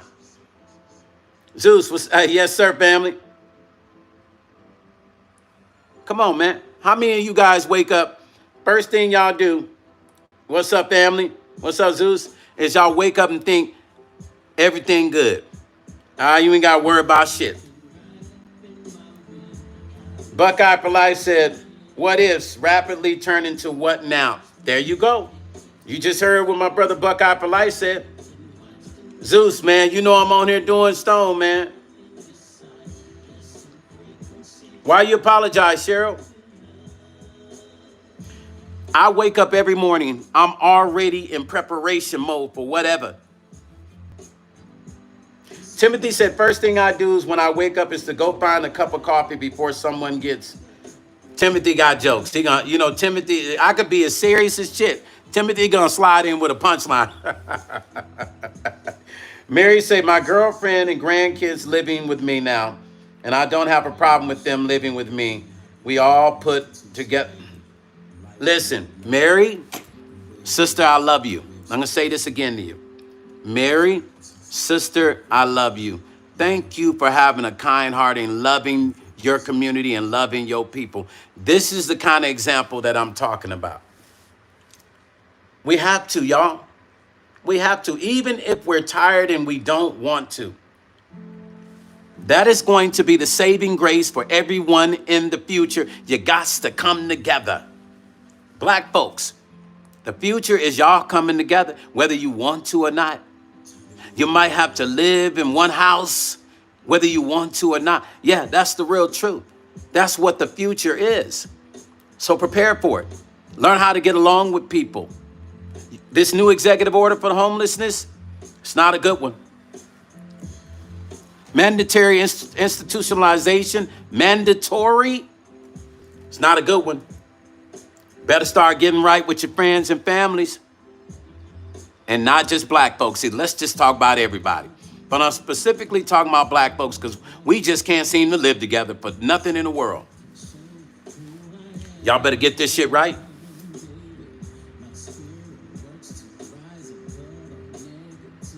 Juice said, when I wake up, I'm grumpy, but I have a cold shower. Letha say, when I get up, I thank God. There we go. There we go. Cheryl said, I'm distracted and drunk. Cheryl, you're drunk right now?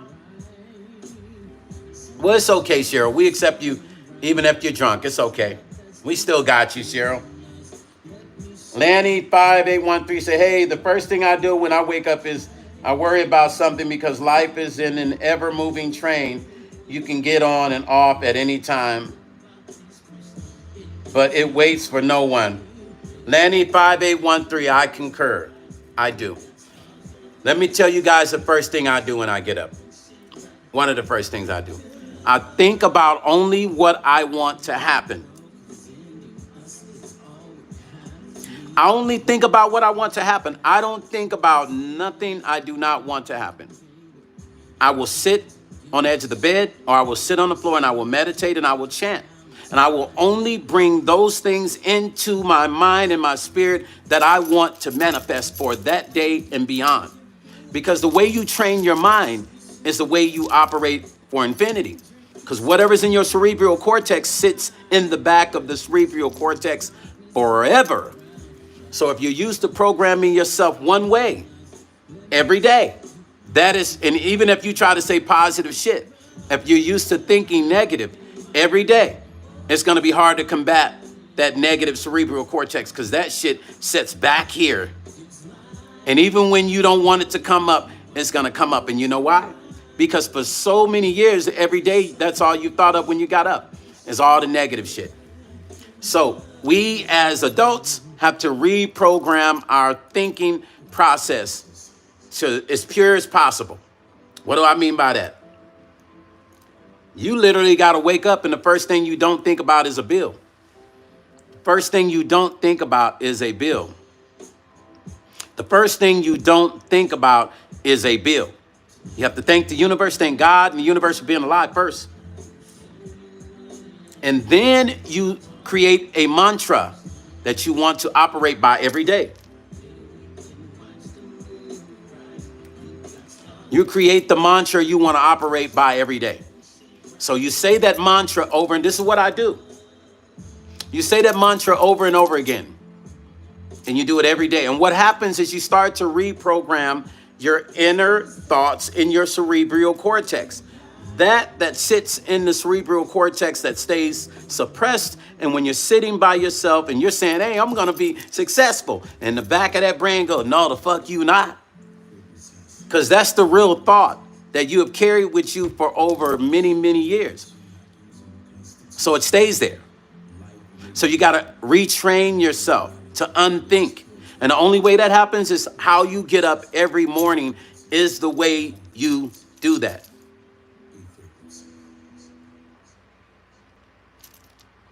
I'm telling you. I'm telling you. People always ask me, they say, man, you so lucky. I said, no, I just control my mind. I control what I want to come to me. Typically, the things we worry about are the things that always seem to happen. I always tell people, if you don't want something to happen, don't worry about it. But if you truly want it to happen, then worry about that motherfucker as much as you want, and it will for sure happen. It's a divine order. Everything that's in the universe is in our body. Molecules, atoms, all that shit.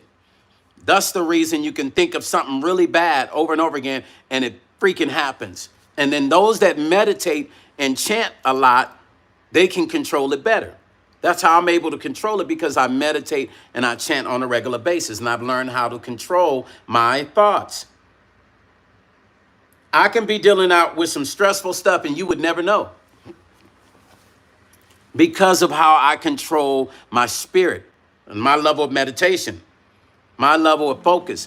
You would never even know that I'm going through situations. I'd have a smile on my face because I've learned to control it on a Zen level. And I want to continue to get better to the level of nirvana, where it doesn't matter what, nothing comes to me very bad, or very good. I'm not affected. I don't interact with it.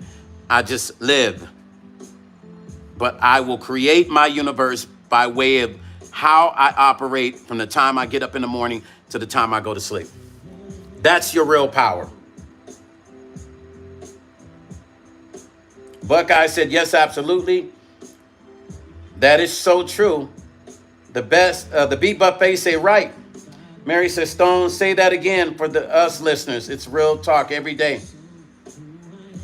A-Star68 said, what's your religion? Ace, I grew up as a Christian. My mom was an evangelist. I grew up in church, but I've been a Buddhist now for about almost 35 something years, something like that. But I believe in God. Don't get me twisted now. Don't get it twisted. I study the spirituality of Buddhism. I meditate, I chant, but I believe in God. Yeah. Yeah.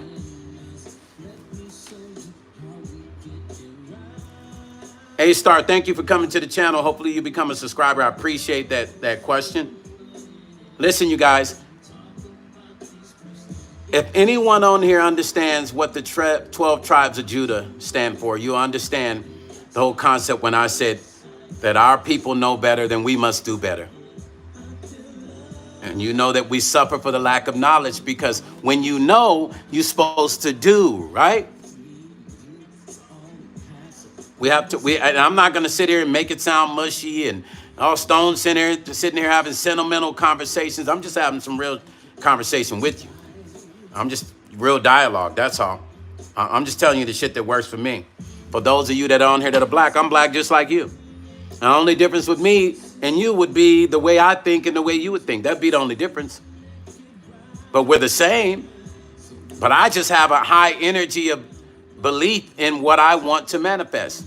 including manifesting my people being better at working together with each other and supporting each other, especially in these times with all this new shit that's about to happen in our government.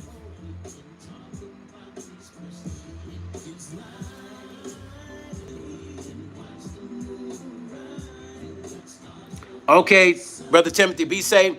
Congratulations with the job, family. Congratulations. So with this new executive order to institutionalize the homeless is very scary.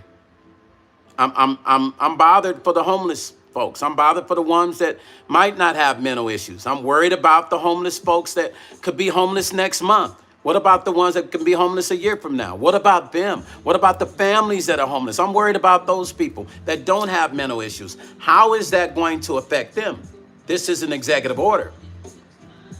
And it's mandatory. They're asking for mandatory institutionalization for homeless people that have mental issues. But let me ask you a question.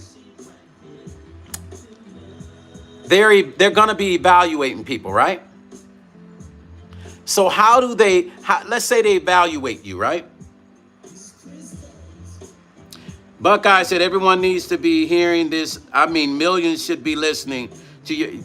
Buckeye, I agree with you. I'm just only sharing like real shit. Because think of Buckeye, check this out. So listen, let's say we got cousins that got a good job right now. Next year they homeless. Now they're doing this mandatory evaluating people for mental issues. What happens if they interview one of our cousins and we know our cousin's homeless? They don't live in the state we live in, so we can't help them. All we can tell our cousin is, if you can get to our city, I got you. You can come live with me. But the cousin says, well, they're going to evaluate me tomorrow. And we don't think no big deal of it. You know, your cousin, my cousin called, your cousin called, they're evaluate me tomorrow, because we're like, all right, keep me posted. They do an evaluation, you get a call, and now your cousin is in some mental institution because he didn't pass the mental evaluation. Trust and believe me, you guys, this is how it's going to be. And he had no mental issues. He wasn't on the street homeless like that. He just ended up homeless, he or she, by way of job. But now, since they made him do mandatory evaluation, there's one question on the evaluation he didn't answer right. And now he's committed permanently in a mental institution because he didn't pass a mental fucking evaluation. That can happen to regular homeless people. That's what I'm worried about. What about the ones that don't have mental issues, but they have to take this mental evaluation? What about those people? That's what I'm worried about.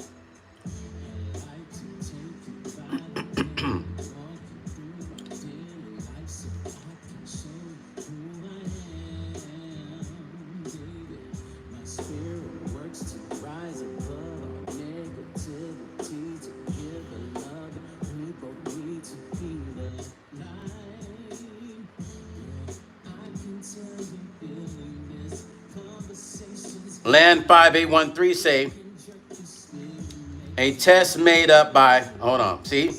I already see Land saying some deep shit. A test made up by, God dog it, this damn computer. Test made up by the rule makers who are also the rule breakers. Thank you. Y'all see where I'm going with this? Buckeye for Life said, I mean, I'd have to do something. Listen, Land said some deep shit. Think about what Land just said. A test made up by the rule makers who are also the rule breakers.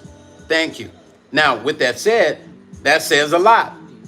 Mary said, then you have to meet my girlfriend. She's quite never let anything in her quiet space. That's why she's, what?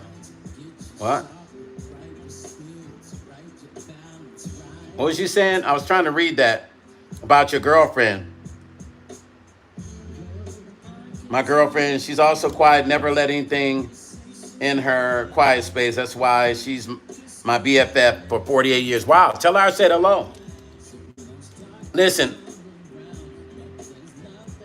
Ivan, what's up, brother Ivan? What's happening with you, family? Good to see you stop in like always, fam. Listen, though. Lanny 5813 said something interesting. I'll read it again. A test made up by the rule makers who also are the rule breakers. Can they not set whatever questions in the rules the way they want? Could they not change those rules? Buckeye Polite says it smells of unconstitutionally facts. Cece says sounds like her previous boss, Lanny. Buckeye Polite says something about the Fourth Amendment protecting our places, persons, and effects. They ain't even giving a fuck about that, Buckeye. Ivan said they making some crazy. Ivan. Okay, here's the new one, Ivan. Check this out. Ending crime and disorders on America's streets. It's an executive order passed July the 24th, forcing homeless people to be institutionalized for mental evaluations. Now, once again, like Lanny said, thank you, Bob25. Thank you, Brother Bob. I appreciate you. If they set the rules, you don't think they can break the rules? What happens if they call one of y'all up and y'all know ain't nothing mentally wrong with y'all except for you lost your apartment. Now you're sleeping in the tent. And they say, hey, you, come here. We got to do a mental evaluation on you. Come here. Come here now. And you go. And now they evaluate you and say, yeah, something's wrong with you. Well, according to the test, it says you have a mental problem. So we have to institutionalize you for 1 year. Come here. You're going to this mental institution. That's kind of really what can happen. Hugh Jana said, are you qualified to be talking about this? Are you qualified to be asking me that question? I'm sharing information that is out. Where the fuck do people like this go? Where do you come from? And who are you? The information God to tell me what I am qualified to talk about or not? Fuck you. Hugh, you can get the fuck off my channel. Or you can come in here with peace like Star Trek does. We come in peace, motherfucker. Don't come on here asking me if I'm qualified to talk about some shit or not. Fuck you talking about? I'm sharing real information, you dumb piece of shit.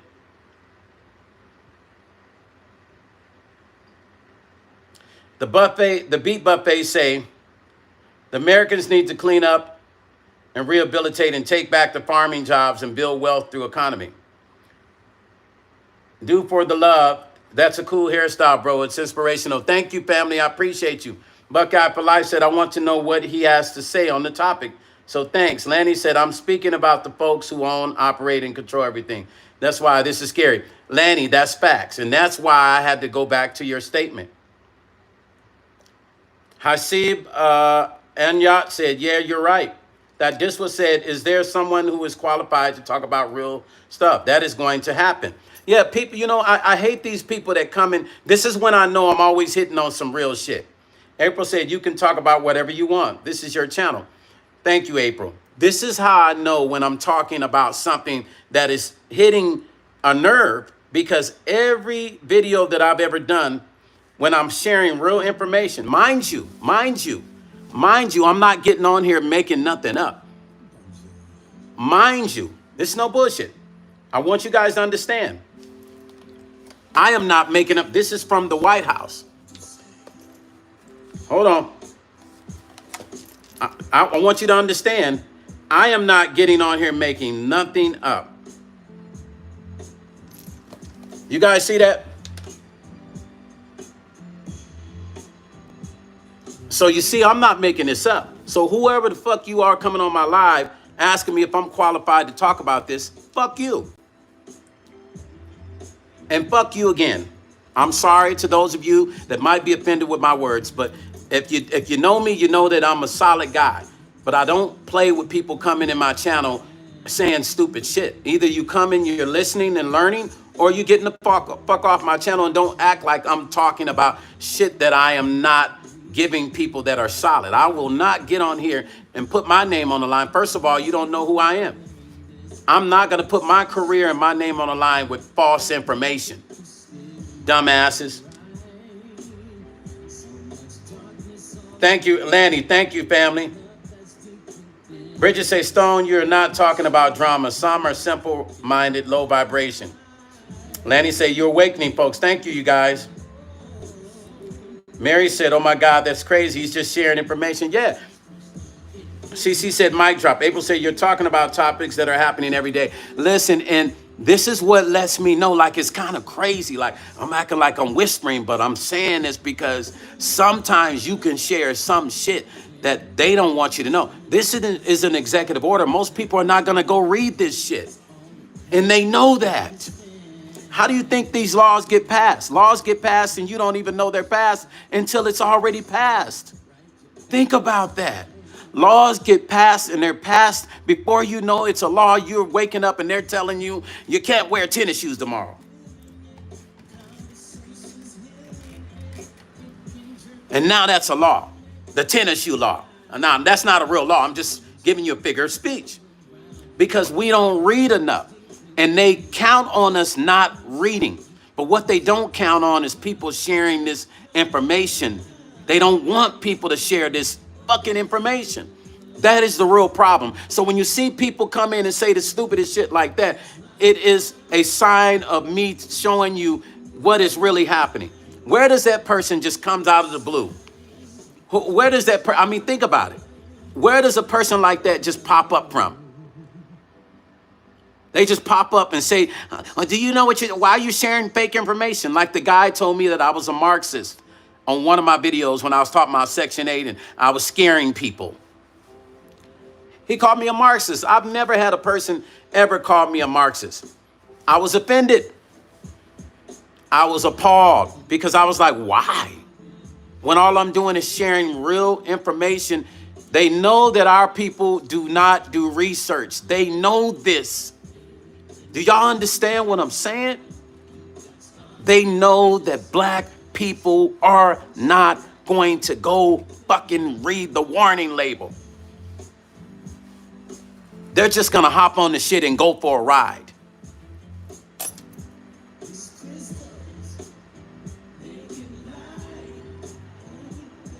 April, when your car breaks down, you're on the flat and you're driving, you get scared, right? When you pick up a cup to drink and you make a mistake and pick up the alcohol bottle and swallow alcohol, you get scared, right? When you use the toilet and you start shitting blood, you get scared, right? What don't we get scared of? And I'm not meaning to be rude or anything, April. I'm just giving you an analogy. Ivan Hernandez said they'll show you one hand in front, but not what's going on with the other hand. The old peanut trick, Ivan, right? The old little side of the hand, right? You're right.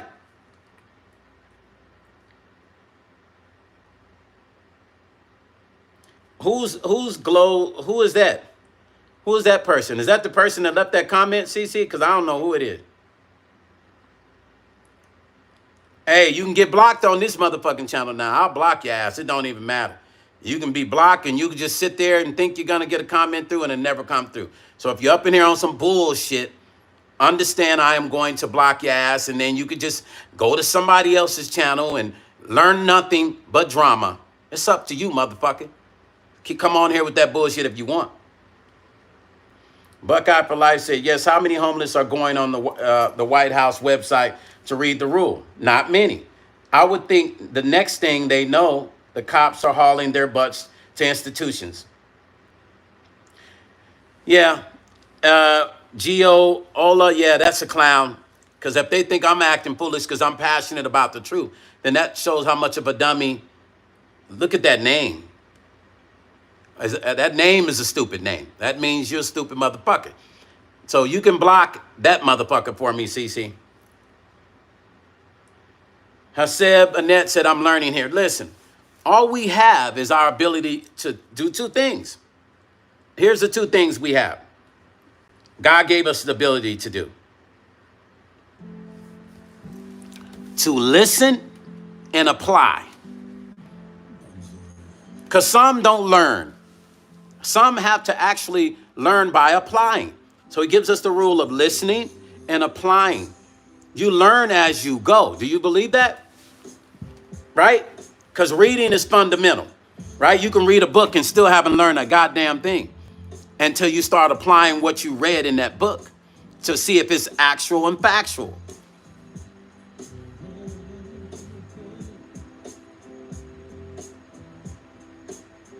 Haseb said, I believe that. Ivan said, you never stop learning. Thank you, Ivan. Pretty Brown Eyes said, facts. I'm doing my hair, but listening, Stone, you are educating Great job. Don't trip off of that person. We are here for you. And message love. Thank you. Pretty brown eyes. I appreciate that. I appreciate you guys. But you know, we have to every once in a while set the peanut heads right. Lanny 5813 say exactly. One can read but not necessarily comprehend. Listen, how many times has grandma told you, go get that cup in that other room, fill it up, go in there and grab that pen, and then go in there and grab that piece of paper and the notebook in the room, and you're just fucking confused because you're not listening, and you go do everything backwards. And grandma said, I told you to listen. April said, people don't want to hear the truth. They rather you tell a lie. April, and that's all this is. Latha said, appreciate you. I appreciate you too, Latha. Listen, if you ever want to know if you're hitting on the truth, watch how people act when you start telling the truth. They either say you're crazy or they say you're acting crazy. Well, I'm passionate about, if you know me, I'm passionate about everything. This is just me. When I start talking, I get excited about sharing information. It doesn't have to be this. It could be music. It could be about life. It could be about religion. I'm just that kind of person. I'm always excited about sharing information. That's just who I am. So it might, to some people, come off as I'm tripping on here YouTube, but I'm not.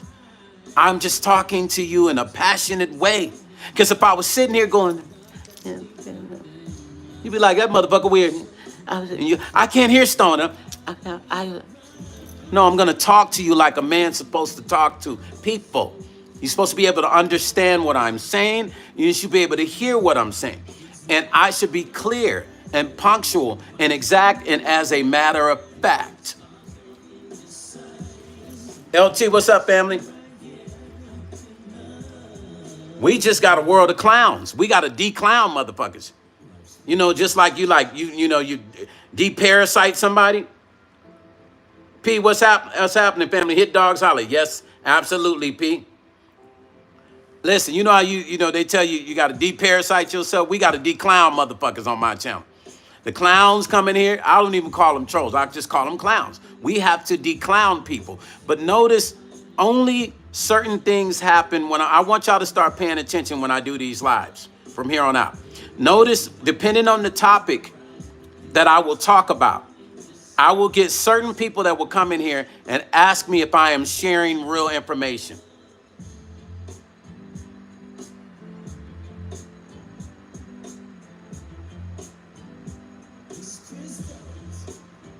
Who just did that? CC, you just gave somebody 2 months? Oh, CC just gave somebody 2 months of membership. Oh, well, more than 2, but had to change funding source. So thank you, CC. Member for oh, you're a member for 2 months, CC? Ah, thank you, CC. P say, get that ass stone. You know we don't play here, man. All of my stoners, we don't play here. We come in here to be exact, and as a matter of fact, we ain't playing with folks. Lanny 5813 say, playing dumb and dismissing others repeatedly is very common lately. It is. Mary said, I'm getting a pedicure and listening to Stone Live. What's up? What's up? Look, Mary, what's up to the pedicure ladies? You know what I'm saying? Y'all better take care of Mary's feet and hands. You better. Y'all better not mess them feet and hands up. Mary, I appreciate you. Yeah, listen. I want you to pay attention from here on out. If you guys remember when I did the video about the truck driver missing, and then I had to correct it, and I talked to the actual guy with the name. There wasn't a missing truck driver. So I revealed that it was not a missing black truck driver named Eric Darnell. I spoke to him. So do you know that even after I posted the video, I had peanut heads come in there saying I was lying, that I'm lying. There was a missing truck driver by the name of, there's still people commenting, telling me that I'm putting wrong information out after I talked to the man who told me that that's a made up story, that he's not unalive and he's not a truck driver. Boba time. Hey, CC, thank you. Listen, I appreciate you guys. I appreciate you. Man, I love when you guys log in and show me love, man. You guys have been so good to me. Y'all come on here every day. You guys listen to me, share knowledge. For those of you that only know me from coming on here, seeing this guy with the hair talk, I am a recording artist. So make sure you go and my moderators will put my new single in the post. Make sure you download, stream, and share it. Add me to Spotify, and they will put. You can go to Spotify, type in Stone Paxton Life's Frequency, my latest single. That's what's playing in the background. And I will see you tomorrow, man. I appreciate you guys with love and respect. Mary, thank you for tuning in while you're doing your nails. Share the music, man. Share this live with your friends and share the music with your live. I'm all about bringing back the real essence of music, understanding education and knowledge and wisdom through the foundation of what Black people always spoke through, and that is music. Peace and love. Stone Paxton, Music and Life. Conversations with Stone Paxton. I'll talk to y'all tomorrow. Same time, 11 o'clock. And we out. Y'all take care. Be safe. Be safe.